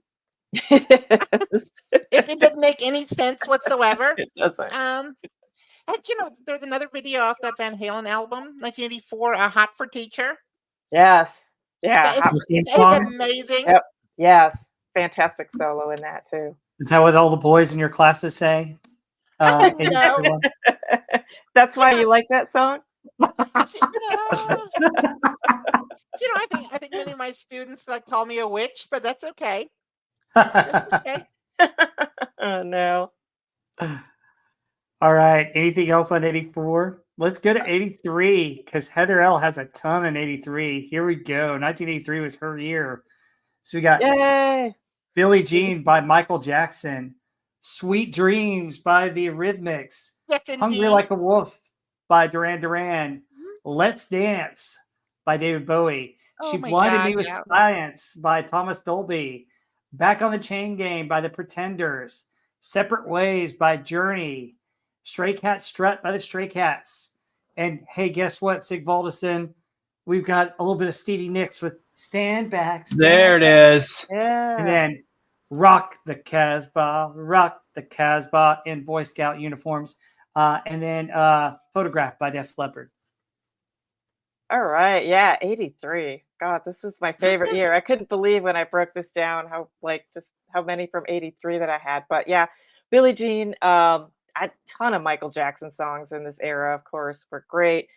This one just seems like the most iconic, and he had that amazing TV performance when this album just came out. So I picked this one to kind of represent all the Michael Jackson of the era. Sweet Dreams, probably the perfect synth song for that 80s type of sound. And Annie Lennox's voice is just knockout. Musical arrangement on this song is a 10 for sure. Hungry Like the Wolf. I love Duran Duran, like we talked about before. I love this song. It's just such intricate percussion and keyboard. The melody's great, the guitar riff. Yeah. Uh, Mhm. just yeah, everything about this song. And again, John Taylor's bass is just incredible. Let's Dance, David Bowie. Another one where the musical arrangement is just fantastic. I love David Bowie's vocals on it. Co-produced by Nile Rodgers, who has that Mhm. kind of signature funky rhythm guitar sound, and it's such a simple riff, but when they have that like echo delay on it with the production, it just sounds so cool. The bass line is amazing in this, and it's got some kind of funky like wood sound in the percussion. I'm not quite sure what that is, but um, yeah, really intricate sounding percussion sounds. And then, of course, the guitar still solo by Stevie Ray Vaughan at the end, which is just amazing.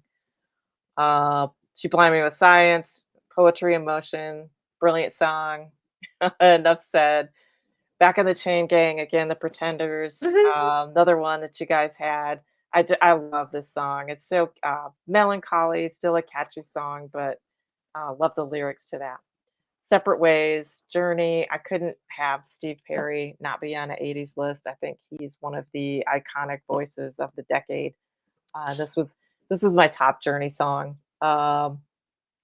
It's a little I like the harder guitar in there. It's not a ballad. It's a little heavier guitar with the keyboard in it.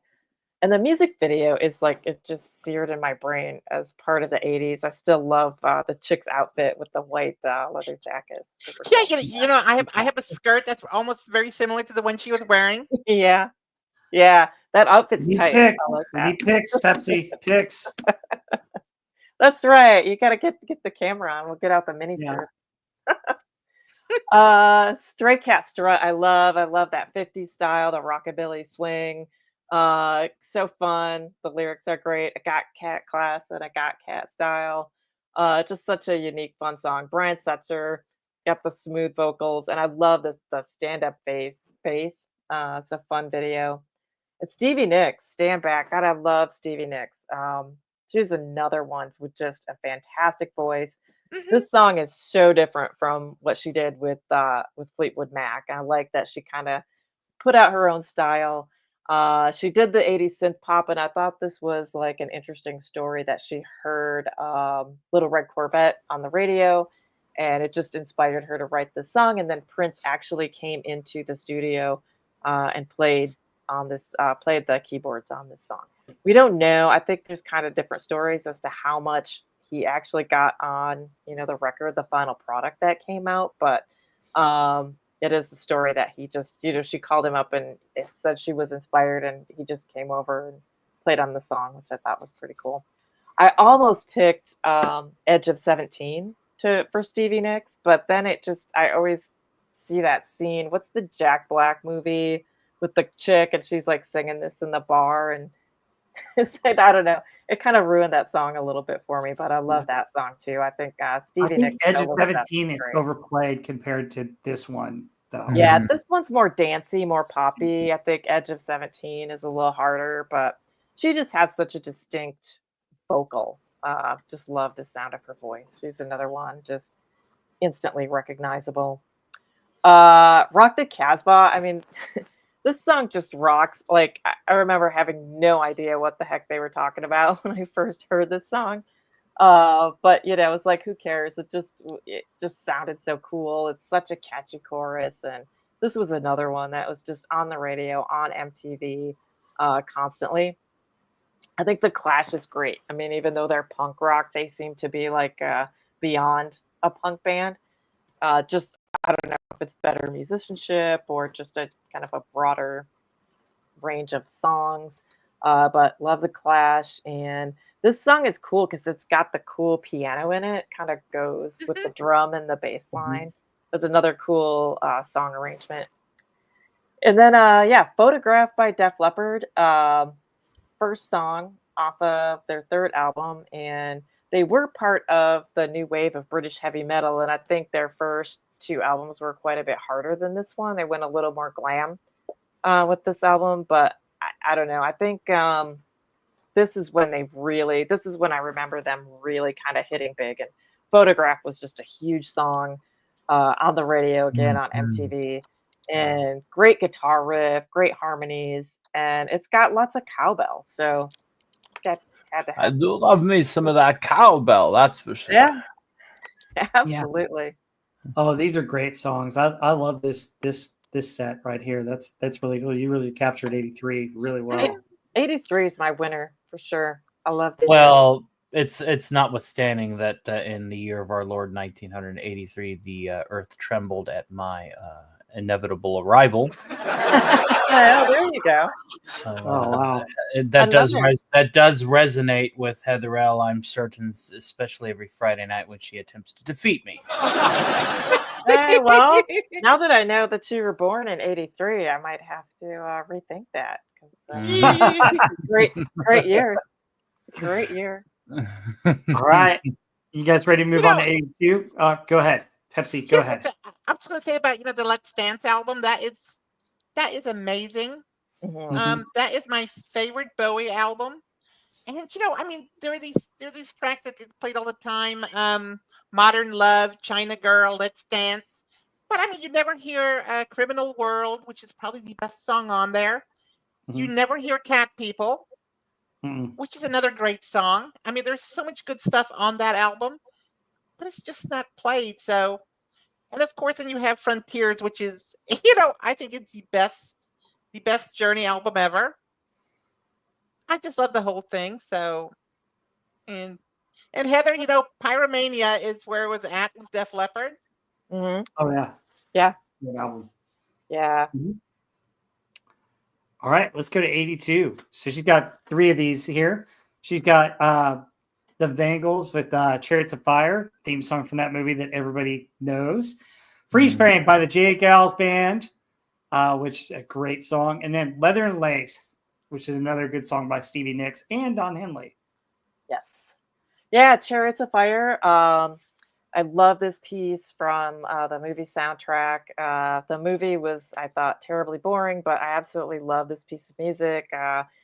Just something a little bit different, and I think it's cool that just a musical instrumental piece from a movie got into the charts.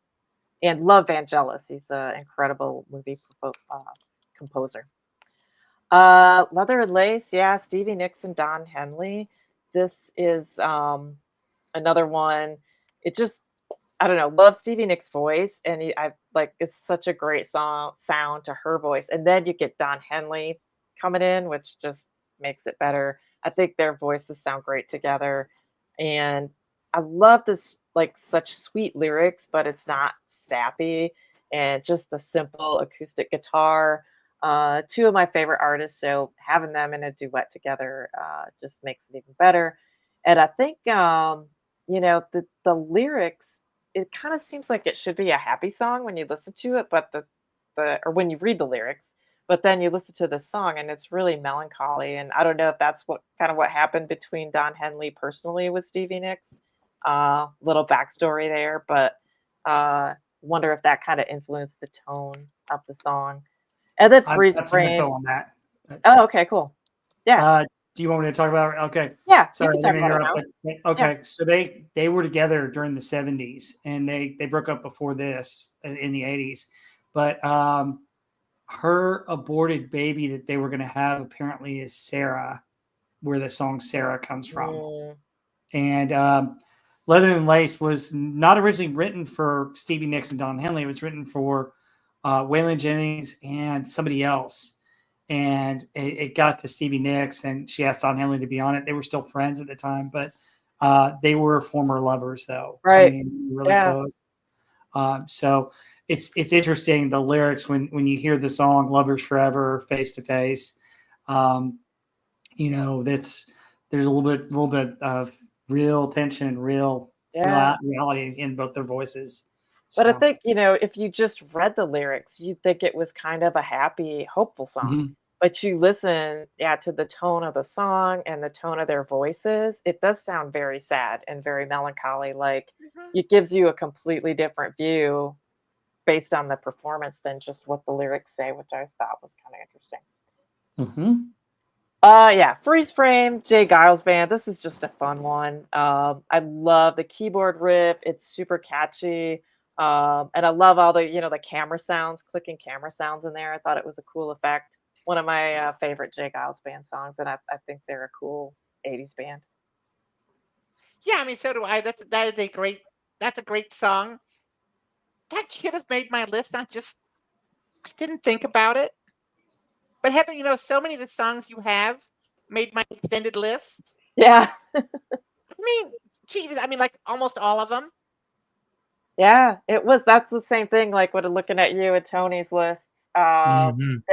this was so hard to cut down, and a lot of it could have gone either way, like, I feel like, I finally just had to bite the bullet and cut some, but if Yeah, I would've it was so hard. Yeah. yeah, if I would've done it on a different day in a different mood, then the list would have been different. Because I finally just had to go, "Just cut these out and be Yeah. done." There's so many great Yeah. ones.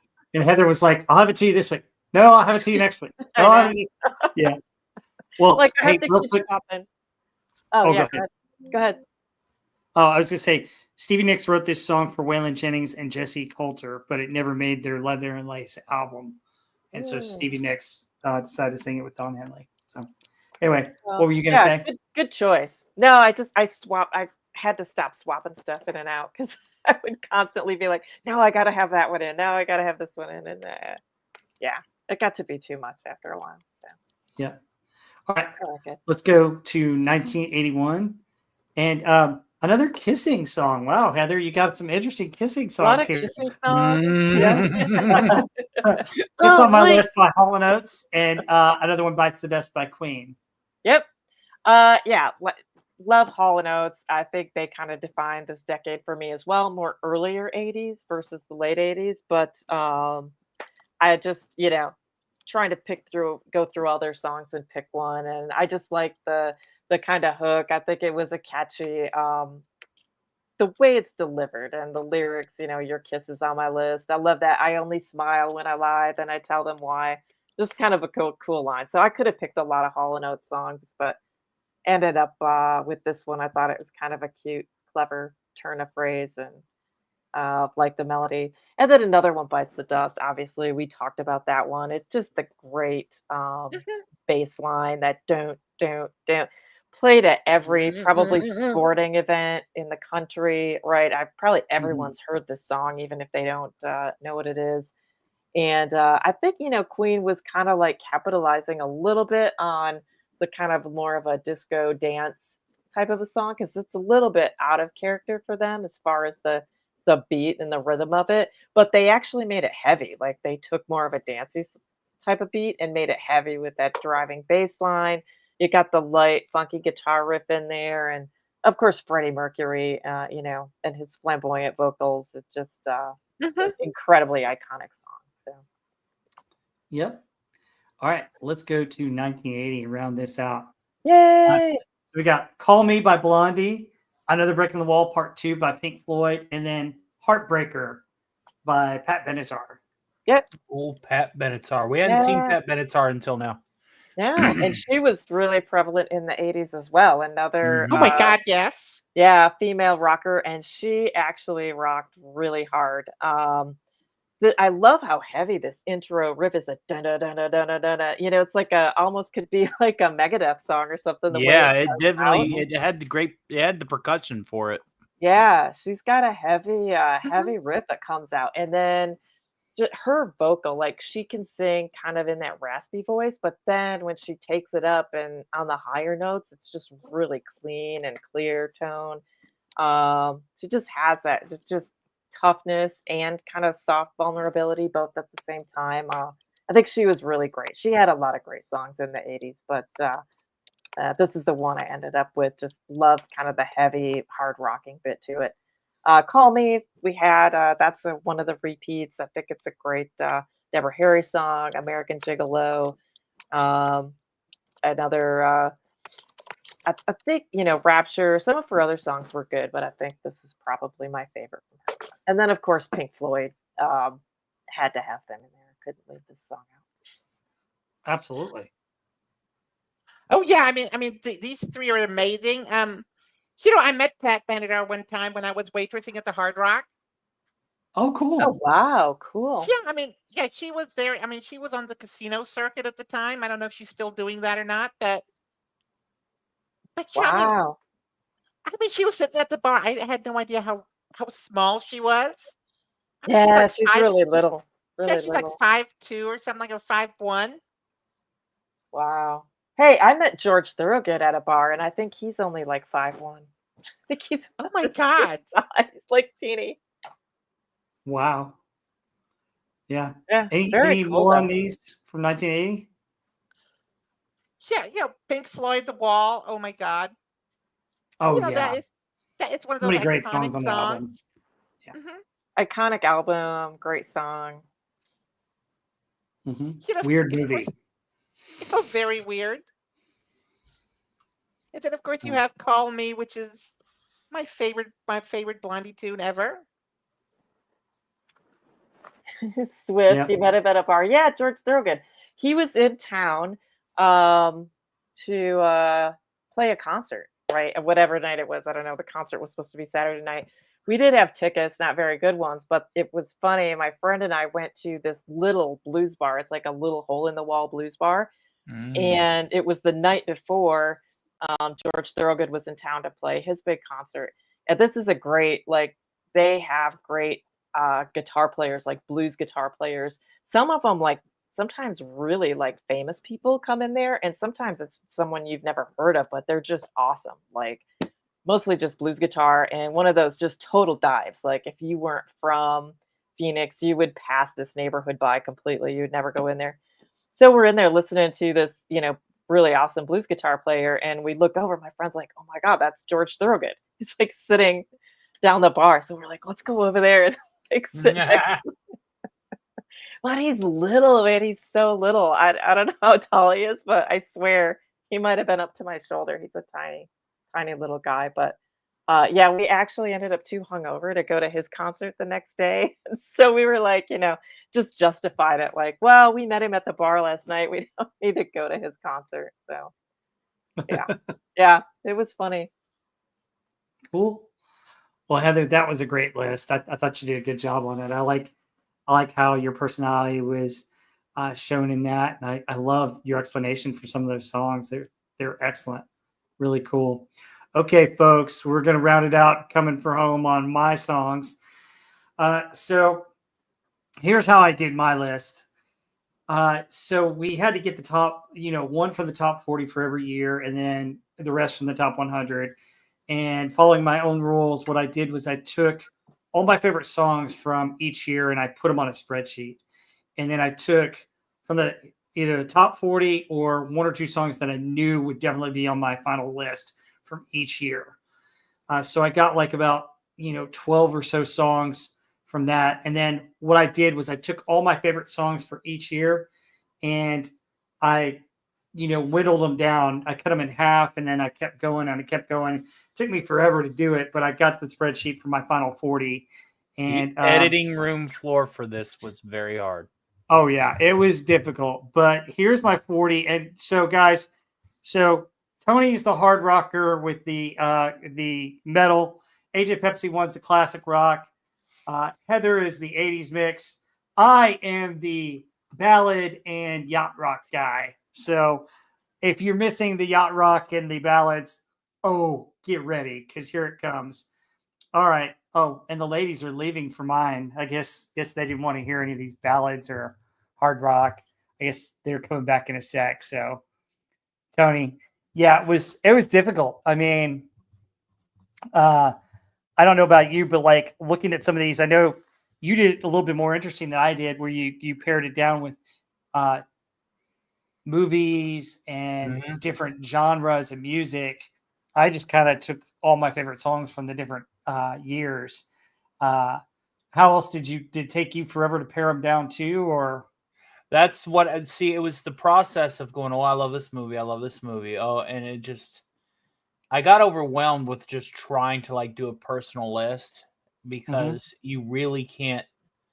For a personal favorites list, it's like I said at the beginning of the show. It is something that is about the 80s that you really can't like rectify with just 40 songs. You can't do it.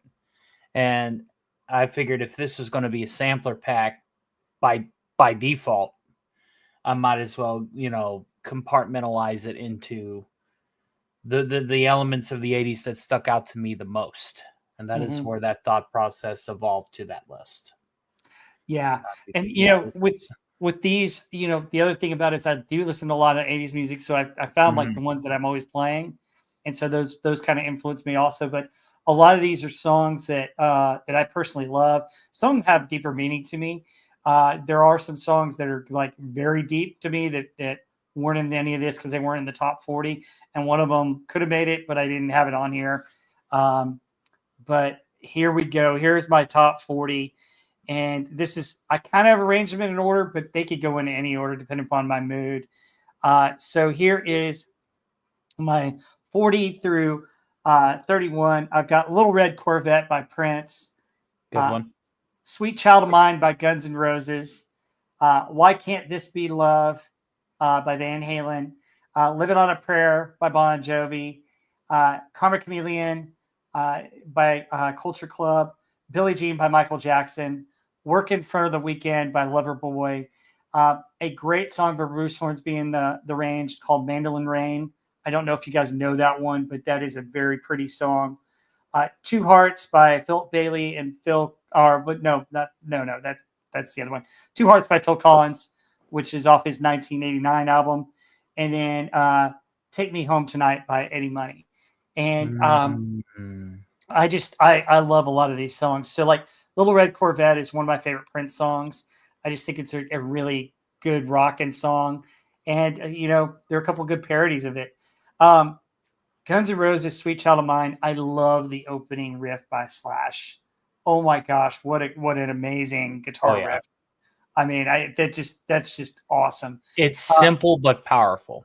oh yeah, and I love it. And the song is a really good song. I mean, it's about his girlfriend, and I just you know this album, Appetite for Destruction, is just an amazing album. I mean, just about every song on that kicks ass, and it's just phenomenal album. And I could go with just about any song on that album. I think Sweet Child of Mine is just my favorite on that album because it just grabs me right from the start, more so Mhm. than Welcome to the Jungle. Um, I love 5150. 5150 is my favorite Van Halen album. I like both Diamond Dave and Sammy, but Sammy brought another level to their music, and I do like this song. My favorite song is Dreams, but it wasn't a top song by them. But Why Can't This Be Love is a great song, and I love the guitar work in that and the synth and that. That's great. Bon Jovi, we've already talked about Slippery When Wet. Just about any song on that album you can pick. I mean, they had so many hits off that album. It's a great album. Living on a Prayer is probably one of my favorite on that. Um, it's just it's the song that you always sing like at weddings and stuff where everybody, Mhm. oh, halfway there. Oh, living on a prayer. And then, Boy George with his voice, with Culture Club. They've got a lot of good songs. Karma Chameleon is probably their most famous, but I love the harmonica on that song. I mean, it's just phenomenal. I mentioned it when Heather L. Talked about the same song. Love that. Uh, Billie Jean's my favorite Michael Jackson song. We've already talked a little bit about that. Loverboy, Working for the Weekend. I like Loverboy. I think this is a great song. Um, it's just one of those songs that just rocks you, and it's one of those kind of Monday get up and go songs. Uh, Reminds me that I'm working for the weekend. Can't wait to get the weekend. Mhm. Um, Bruce Hornsby in the range. So everybody knows, that's just the way it is. It was his big hit in the 1980s with his piano. Folks, go listen and find Mandolin Rain. This song is so very, very pretty. It's got pretty piano work. It's got pretty mandolin work. it is a beautiful song. It is a gorgeous song. Do you guys know this one at all? Heather, Agent Pepsi One, Tony. Yeah, Sorry, I Mandolin got Rain. some background noise. I'll be able to speak in a minute. Okay. Well, Mandolin Rain. Go look it up if you get a chance. It's a Yeah, I beautiful, mean, it's gorgeous beautiful. song. It is absolutely stunning. Mm-hmm.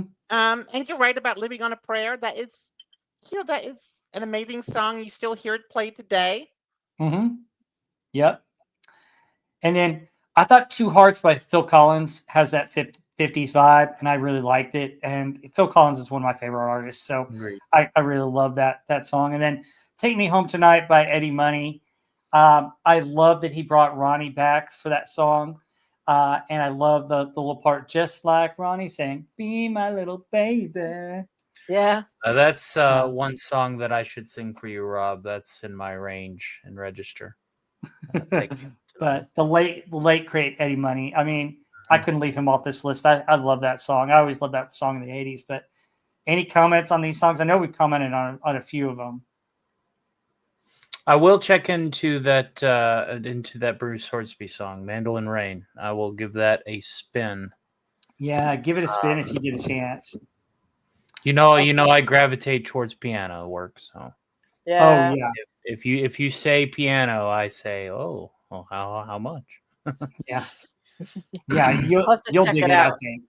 Yeah, I'll Yeah, have you to check guys. it out. I might, if once I hear it, I might go, "Oh yeah, I remember that," but I Mhm. can't think of it now. I don't know. No, if I'm I not thinking. Yeah. I'm not able to recall it either. Yeah, yeah. It's a real pretty song. All right, let me get to my 30 through 21.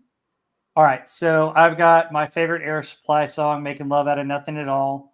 Uh, we brought back the Eurythmics. I think this is one of the most popular songs between the four of us. "Sweet Dreams Are Made of These." Oh my Uh, God. yeah, Mhm. we've got Asia again, "The Heat of the Moment." We've got another song that, folks, this is my favorite Little River Band song. They're an Australian band. They had a lot of interesting pop hits. You'll hear them on Yacht Rock, but this is Cool Change. Cool Change is a beautiful, gorgeous song, one of my favorites. Of course, I couldn't leave Steve Winwood off of this album. Valerie is my second favorite Steve Winwood song behind Back in the High Life. Great song, very pretty. George Michael's Faith, again, great album. Love that song. Then I've got Glass Tiger, Don't Forget Me When I'm Gone. Love this song. One of like two hits they had in the 80s, but I've always loved that song. Then I've got Dan Fogelberg, who just a gorgeous artist, one of the best ones, and this is probably his signature song about his father, leader of the band. Such a pretty, gorgeous song. I love it. And then you've got Jesse's Girl by Rick Springfield on here. I love that song. It's just a great rocker. And then my mom took me to my first Heart concert in 1985, and one of cool. my favorite Heart songs is "These Dreams." Yes. Love Nancy Wilson's vocals on this, but anything about these 10? I know we covered a few of them, but Yeah, no, Yeah. I love Heart, These Dreams. That was probably These the one that I dreams. wanted to have, but then I ended up with the Lone. But I like both of them. But yeah, great stuff. Eurythmics. Yeah, Yeah, good. Rick Springfield doesn't get enough attention, I think. He had some really good songs. Anybody that listened to it, and I forgot to put him on my list, and that's my failure. But he had some songs off the Living in Oz album, which are really good. But Jesse's Girl, you still Mhm. hear that? You still hear that here and there, and Yeah. that's one that's really nice. Jesse's Girl, yeah. mm-hmm. Yeah, He gets a lot of bad press, but I think he's a really good singer, and I think he's probably a really nice guy from everything I've read about him. yeah. Yeah. You still hear that song on the radio today. That's endured. Oh yeah, it has. Yeah. Have you guys heard of the Little River Band? Do you guys know the Little River Of Band? course. Mm-hmm. Yeah, Cool Change is a great song, but Dan Fogelberg, leader of the band, is such a pretty song. So, but anything else on these? Glass Tiger is really cool too. Yeah. That was Yeah. on the radio a lot too. Yeah, Yeah. Making Love Out of Nothing at All. That is also my favorite Air Supply song. Don't read anything to that audience. And But, what he yeah. means is totally read into that so that she could fight you instead of me. But yeah, I mean, Air Supply is quintessential 80s. So, a lot of people, a lot of good songs by them, but I had to choose. So I limited myself to one song by one artist. Now, I was able to cheat with Phil Collins because there's a Phil Bailey song that he did with him. There's a Genesis song, and then there's a Phil Collins song. So there's the ways that I cheated with that. Phil Collins. But anyway, let's get into my 20 through 11 here. And I've got Cyndi Lauper with my favorite Cyndi Lauper song, Time After Time. Yeah. There's Phil Bailey and Phil Collins, as we talked about with Heather L. with Easy Lover. Love that song.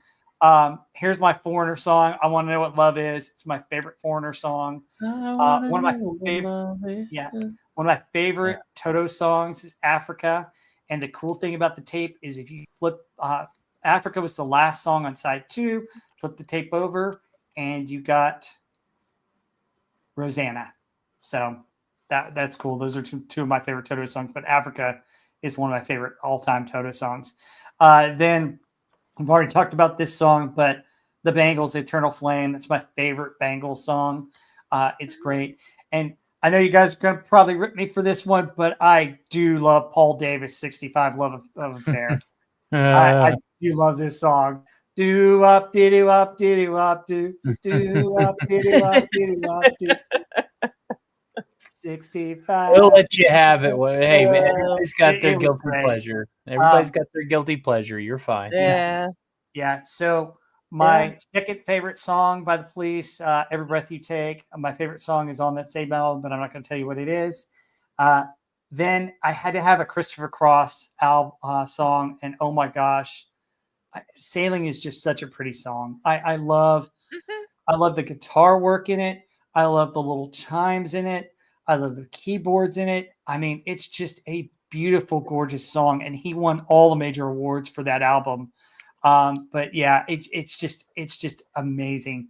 I love Sailing, and then of course we talked about Aha's Take on Me. Definitely a beautiful, great song that's quintessential 80s. And then I can't believe you guys left this one off, but my number 11 song is probably one of the most gorgeous songs of the 80s, Holding Back the Years by Simply Red. I mean, I just love the feeling that he puts in that song. There's a point where his voice just goes to another octave, and it kind of cracks a little bit, and you can hear the sorrow in his voice. He wrote this song as a teenager, and I still can't believe how great it is. This one holds up today. I love Holding Back the Years. He's got a great voice, and it was absolutely painful for me to take that one off my list. Like I said, like a different day, the list would have been a little bit different because, Holding Back the Years and Cyndi Lauper, Time After Time, I had both of those at one point. But I think I ended up with a little like more upbeat, rockier because I think whatever mood I was in that day, I was like, no, I'm not not in the mood for these sad songs. And so I flipped them for like, rockier, poppier songs. But yeah, I absolutely love both of those. Time After Time and Holding Back the Years, both beautiful. Yeah, I mean, they would have made my list too, my extended list. I mean, Africa would have made it. Rosanna would have made it. Easy Lover would have made it.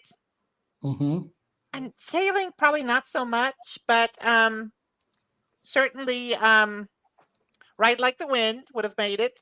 I think that is what, that 1980? Yeah. Yeah. I like Sailing. I think it's a good song. Just such a nice, mellow, pretty song. Yeah. Yeah, it's very, very chill, very pretty. Yeah, that's why I'm the yacht rock king. Just off of these songs right here. So, but yeah, Every Breath You Take, I love that by the Police. I mean, the bass line on that and just Sting's voice, and then I don't know. I know you guys probably don't like Paul Davis, but I love 65 Love Affair. But that's a beautiful song. Yeah, and then Cool Night's another good one by him. But so. All right. Anything else on these before you get into my crazy top 10? So I'll give you my top 10 and I'll give you the 10 that didn't make it, and we'll round it out with that. But all right, here's my top 10. All right, so we're going to go with Genesis, Misunderstanding. Just love this song. I love the keyboards on this song and just the way everything musically comes together with that song. The Outfield, Your Love. I sing this song all the time. This is one of my just absolute favorites. Josie's not a vacation far away. Yeah. Yeah. It's the ultimate cheating song, but yeah, it's great. I'd be remiss if I didn't reference one of my favorite movies and one of my favorite bands. It's hard to nail Huey Lewis and the News to just one song. This isn't my favorite Huey Lewis song. It's my second favorite. Power of Love is amazing. It's great. Walking on a Thin Line is actually my favorite Huey Lewis and the News song, but it's not a top 40 hit. But yeah, Power of Love is fantastic. And then Night Ranger, Sister Christian. I know you mentioned it, Pepsi, but I love this song. And there's an incident where I had a crush on a girl and I heard this song and her name is referenced as part of her name was part of that song. And I had the gumption to possibly ask her out. And then I went to work out and I was going to come and ask her out. And I hurt myself in the gym and I came back and was going to ask her out. And then she got to talking with somebody else and the moment passed. So never happened. So, well, probably a good thing because it probably wouldn't have worked out anyway. But anyway. All I can think of on that song is that crazy scene in Boogie Nights where the guy's like, he's just shooting and going nuts, and they're all all jittery because they're like need a hit. Oh God. All right, so coming in at number 6 is my favorite car song of all time, Drive. Oh my goodness, this is such a pretty song. I mean, who's gonna drive you home tonight? Another one that I can sing real well. I mean, it's just Benjamin Orr's voice. It's just amazing. And Benjamin Orr only sang a couple of songs, but he nails it. I mean, it's just a beautiful, gorgeous song. Rounding out my top 5. So number 5 is Everybody Wants to Rule the World by Tears for Fears. Love this song. Love Tears for Fears. My favorite Tears for Fears song. It's just so great. I love the video. I love the trade back of lyrics. I love the guitar. I love the fact that it's the ending song of Real Genius, which is a great movie. I was about to crack wise. I says you got to be some sort of real genius to like this song. Yes, I mean it's great. It's just awesome. Number 4 is Something About You by Level 42. Love Level 42. Great harmonies in this song. I love the falsetto and I love the bass.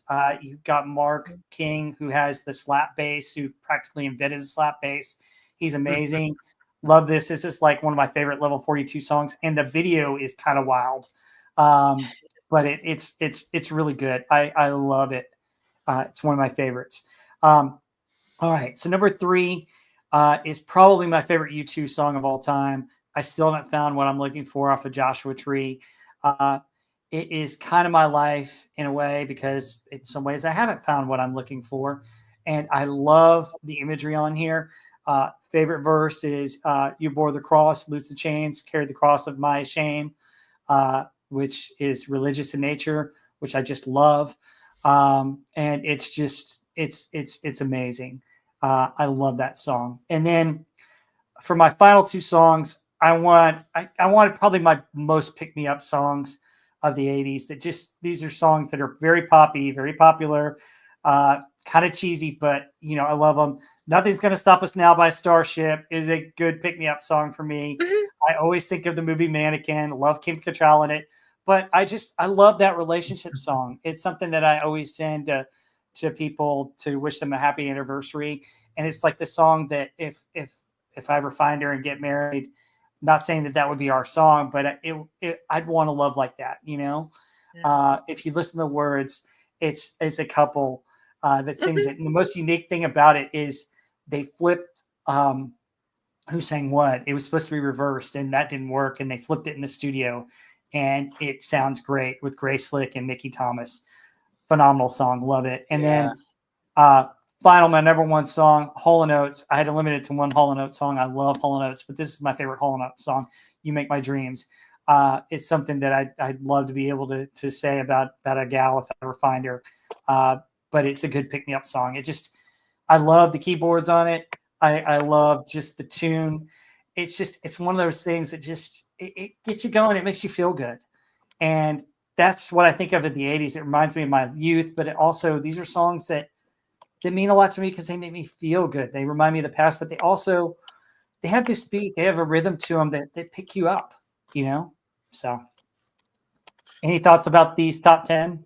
Yes, every time I hear the words Kim Cattrall, I think of Crow T. Robot's little solo number on Mystery Science Theater. Whenever they were covering, I think they weren't covering Mannequin, but Crow was obsessed with Kim Cattrall, and he goes a little bit like this. He goes, Kim Cattrall, Kim Cattrall, Kim Cattrall. You're a mannequin. That was a very good movie. Kim Cattrall, Kim Cattrall, Kim Cattrall. Yeah.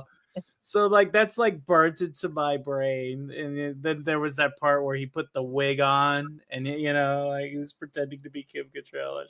That was funny. These are some excellent songs. I love Everybody Wants to Rule the World. That's probably out of all of these my favorite that you've chosen, and simply because Real Genius was a phenomenal film. This song I like to do on karaoke night as well. It resonates. It's a good one. This you got a solid list here, brother. Solid list. Yeah. I would say the Cars, Drive, and Level 42. Those two were both in my. They're beautiful. Both close. I mean, in the top 50 for sure. Those were tough to remove. And I love the Hall & Oates. Yeah, You Make My Dreams Come True. That's probably their best beat, most upbeat kind of. That's a good one. Sig Vollison's right. He says, dedicated to Doomcock. Every time I perform it, I say I dedicate this to Doomcock because everybody wants to rule the world. Yeah. Oh, nice. Yeah. Go ahead. I agree with Huey Lewis, though. Although The Power of Love is not my favorite song of theirs, The Heart of Rock and Roll is. But it's Huey Lewis is one of those unique bands. I mean, I think they had everything right and didn't have, I don't know, the exposure, the marketing. I don't know. They should have been a lot bigger than they were, in my opinion. But I mean, those, what you've picked, your list was amazing. So many of these songs would have made my extended list. So many of them. Yeah, absolutely. Yeah, Genesis, Misunderstanding. That's a great. How about the Land of Confusion? The video is heart wrenching, man. Yeah. I mean, the heart of from 80s, the Land of Confusion from Genesis. I mean, there's so many good songs of the 80s. Oh yeah, Phil Collins was all over the 80s, but yeah, I mean, so many great ones. Okay, do you want to see 10 that didn't make the list? Please. These are close calls. Yeah, these are my close calls. Okay. All right. So Sheena Easton, Morning Train 9 to 5. It's not just Seinfeld, but I just love this song. I would love to have somebody that would think of me. My baby's going to do this for me and that kind of stuff. There's something sappy about it, but I love it. Of course, I had to have this song somewhere. Yes. Jenny, 8675309. The most dialed number in the history of America. Nice. Yep. All right. So 38 Special barely was left off. So Caught in You. 38 Special, the remaining survivors from Leonard Skinner had formed this band. And I do like Caught Up in You. I love this song. It's just one of those that gets me. I just love it. And then Journey is so hard because there's so many great songs, and a lot of their songs that I love are kind of the B-sides. But Don't Stop Believing is a popular one. It's a little bit overplayed, but I love that song. And then obviously I had to have this one. This is quintessential 80s, but it barely missed off the list. Come On Eileen by Dexy's Midnight Runners. Another great one. I mean, that's wonderful. Yep. My next one is Dan Hartman from Streets of Fire, I Can Dream About You. Great song. So beautiful. I mean, I love that. And then Don Henley has a lot of great songs. Boys of Summer is one of my favorites. Oh my God, yes. I love this song, and it barely missed out. Boston. It took so many years between Boston albums, but I couldn't put them on this. But I love Amanda. It's not my favorite Mhm. Boston song, but it's one of their best songs of the '80s. Love that. Third Stage is an awesome album. Oh, it Amanda's is. a, Agree. Amanda's a great one. AJ Pepsi one. I do love Mike and the Mechanics. All I Need Is a Miracle. Almost made my list. I love that song. Mhm. And the number 41 song that just missed out that I told Heather L about that it kind of was weird because it came up somewhere and I was like, oh my gosh, that's a song I left out. That was the first one out. The Flame by Cheap Trick. Oh, It's just a that's a good gorgeous one song. too. Yeah. So John Parr. What's his song? Naughty Naughty. Wasn't that off Oh Streets of yeah. Fire as well? yeah, I think it was. Yep. Yeah. That's a So- good Have one. you, if you've seen the video to that video, it's very interesting. Mm-hmm. Yeah. Yeah. but anyway, Yeah. anything good else stuff. on these that I left up? Yeah. Good stuff. And it's so many could be in the list. I Oh, got yeah. I got a text from Zorak saying that he's kind of upset that you didn't put Boston in your top 10 because he rocked out with Boston. Oh, sweet. Yeah, Wow. Zorak did. Zorak did. He went Wow, on their that's awesome. spaceships that were in the shape of guitars and everything. Mhm. Yeah, it was awesome. You should ask Space Ghost. He'll tell you the whole story. Absolutely. I should ask Space Ghost, but yeah, it was a difficult process to go through. But one of the things that I did was I sat there and I did my list and I started to count it down, and then I didn't look back. I was like, you guys were telling me how you were looking back at stuff. I was like, no, I'm not looking back, because if I look back, I'm going to change it completely. And so I Yep. just was like, there was one song that I just flipped out real quick, and that was it. I was like, no, I'm done. I can't do this. Oh If my I look God. back, I'm just going to drop all these and put all these in. So, but Yeah. it was fun. It was fun. My problem was I was listening to the songs of the greater list, like the close to 300. And so Mhm. as I'd listen to them, I'd be like, dang it, that's got to be on the list. Or no, that's got to be on. And Oh yeah. I had cut it, and then I'm trying to put all these other ones back in. And then I'm like, well, which one could I take off? And then I could put this back in. And yeah, it would have been better to just cut them, let it go Yeah. get through it. It was hard to get through. It was hard to decide. If I had Yeah. to rank them, there's no way I'd still be doing it. No. I You know, couldn't rank them. I ranked them just once I got my 40, I just decided to rank them just in a certain order, just based upon what I felt in the Right. moment. And I was like, I'm not going to touch this ranking anymore. I'm done. Yeah. It's kind of like, okay, what's your gut? Okay, go with your gut. Done. So, but yeah, a lot of these songs mean a lot to me. They're ones that pick me up. They're ones that have a deeper meaning. They're ones that remind me of the great times in the '80s. There are ones that remind me of longing for a girl. I mean, it's all part of the human experience, and that's what's great about music. Yes. Yeah. These bring back so many specific memories, all these songs, Mm-hmm. places, and people. Yeah. Great stuff. Yep. Well, I know we've run pretty long for one of our streams, Yeah. but folks, let's plug away real quick and let's wish our guests a happy week. Agent Pepsi One, what have you got going on? If you're there. Yep. Okay, we'll start with Stark. Get out. Stark, you want to plug away? Yeah, I'm going to be actually getting back to work here, the lower crust and upper mantle, trying to get this rail done by next Friday. Be sure to check out His Lordship Interred in the Castle in the Hollow Earth and the Hole of the Bottom of the Sea, say that 3 times fast, on Friday Night Frolics over there at Overlord DVD's channel. If you like that variety flavor, I do a similar show now primarily on Thursdays at prime time. That's right, Stark's Saturday Matinee is no longer going to be starting in the wee hours of the morning. The show must have its own autonomy, so we have moved it to Thursday to kind of have that spiritual 4-day weekend, ladies and gentlemen. Oh, Here in Grinch. approximately 13 minutes, I will be going over to Theta Zords. Well, I won't be. I got to get back to work here. But the Radio Demon and Cryptosporidium 142 will be acting as character guests on his radio program, as well as a movie that he is going to be showing called The War of the Robots. And it is a free to watch film on YouTube. So be sure to check out that stream in just a few moments. And tomorrow, 7 p.m. Eastern Standard Time, the Stark Party returns for St. Patty's Day. That's right, ladies and gentlemen.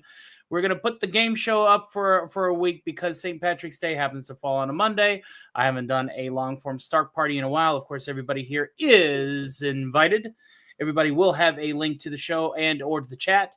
It is a revolving door chill stream that anything and everything can happen. It is going to be absolute insanity, and I am super stoked.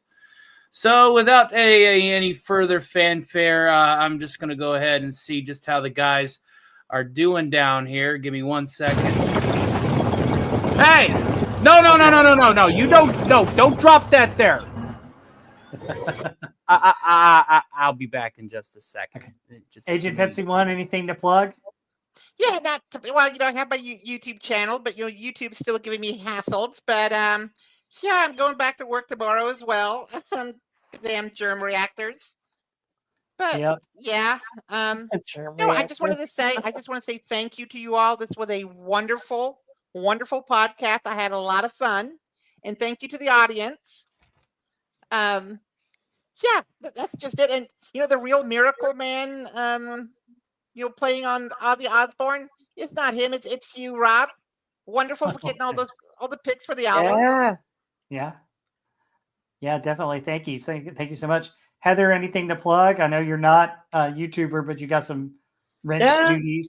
Yeah, well, again, I echo Pepsi's comments and say thank you for putting together all the slides and for having us do this. It's been a blast. Great to see everyone in the chat again. And hope to see all you guys in the chat on Pop Culture Breakdown and on Friday Night Frolics on Duke Cox channel. It's always a blast hanging out with everybody. Heather always sabotages my hard work. And you could keep the dust down over there too. Like keep the noise down, keep the dust down, whatever you got going on. If you left the liquor cabinet unlocked, we wouldn't break everything. Yeah, leave the liquor cabinet surrounded by a bunch of squid worshipping maniacs. The lot of you. All right, so let me put away with mine real quick before we go here, real quick. All right, so Pop Culture Breakdown, Duke Cox channel on Wednesday night. We are doing this week, the week of March 17th, 2025. We are doing the French Connection, so check that out. It's going to be a lot of fun. And then we are either next week or the week after, depending upon schedules, we're going to finish our Band of Brothers for this month, episode 6 with Bastone. And we've also got on one of those days, Tony's heavy metal.